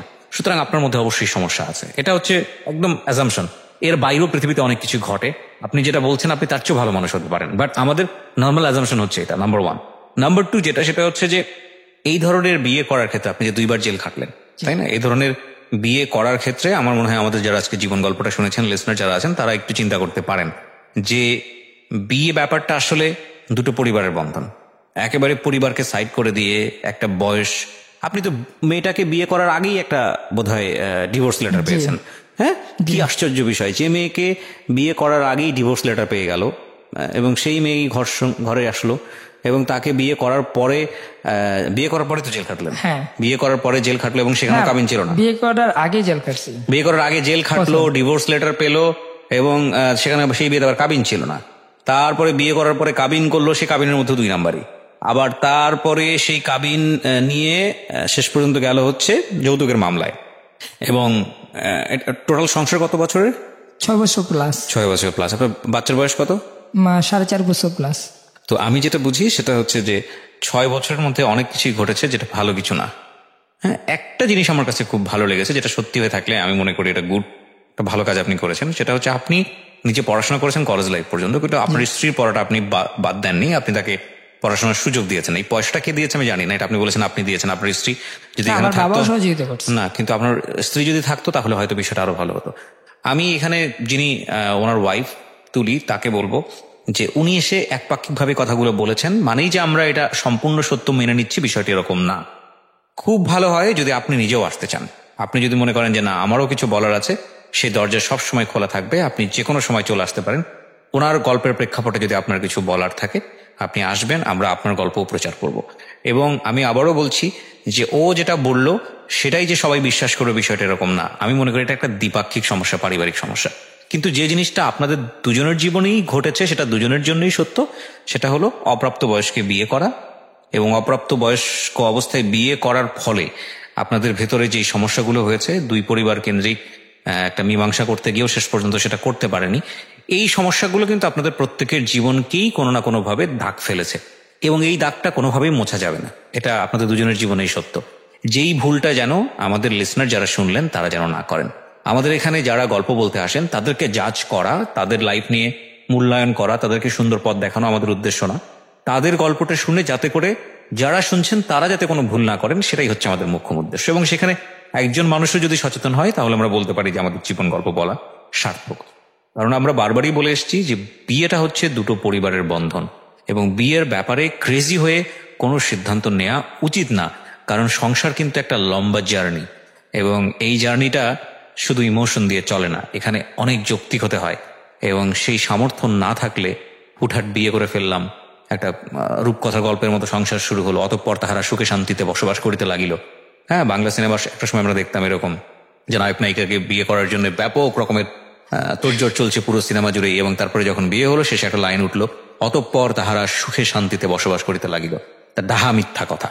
আসলে তারপরে আসল ক্লাইম্যাক্স গুলো শুরু হয়। ঠিক আছে, তো আমার মনে হয় যে এগুলোর ক্ষেত্রে আমাদের যে ভুলগুলো, সেই ভুলগুলো যেন আমরা একটু নিজেরাই শুধরে নিতে পারি। আপনারা ভালো থাকুন। সব কিছুর ঊর্ধ্বে হলো আপনার সন্তান, এবং সে যাতে ভালো থাকে, সেটা যদি আপনাদের মেলবন্ধনের মাধ্যমে হয় তাহলে খুব ভালো।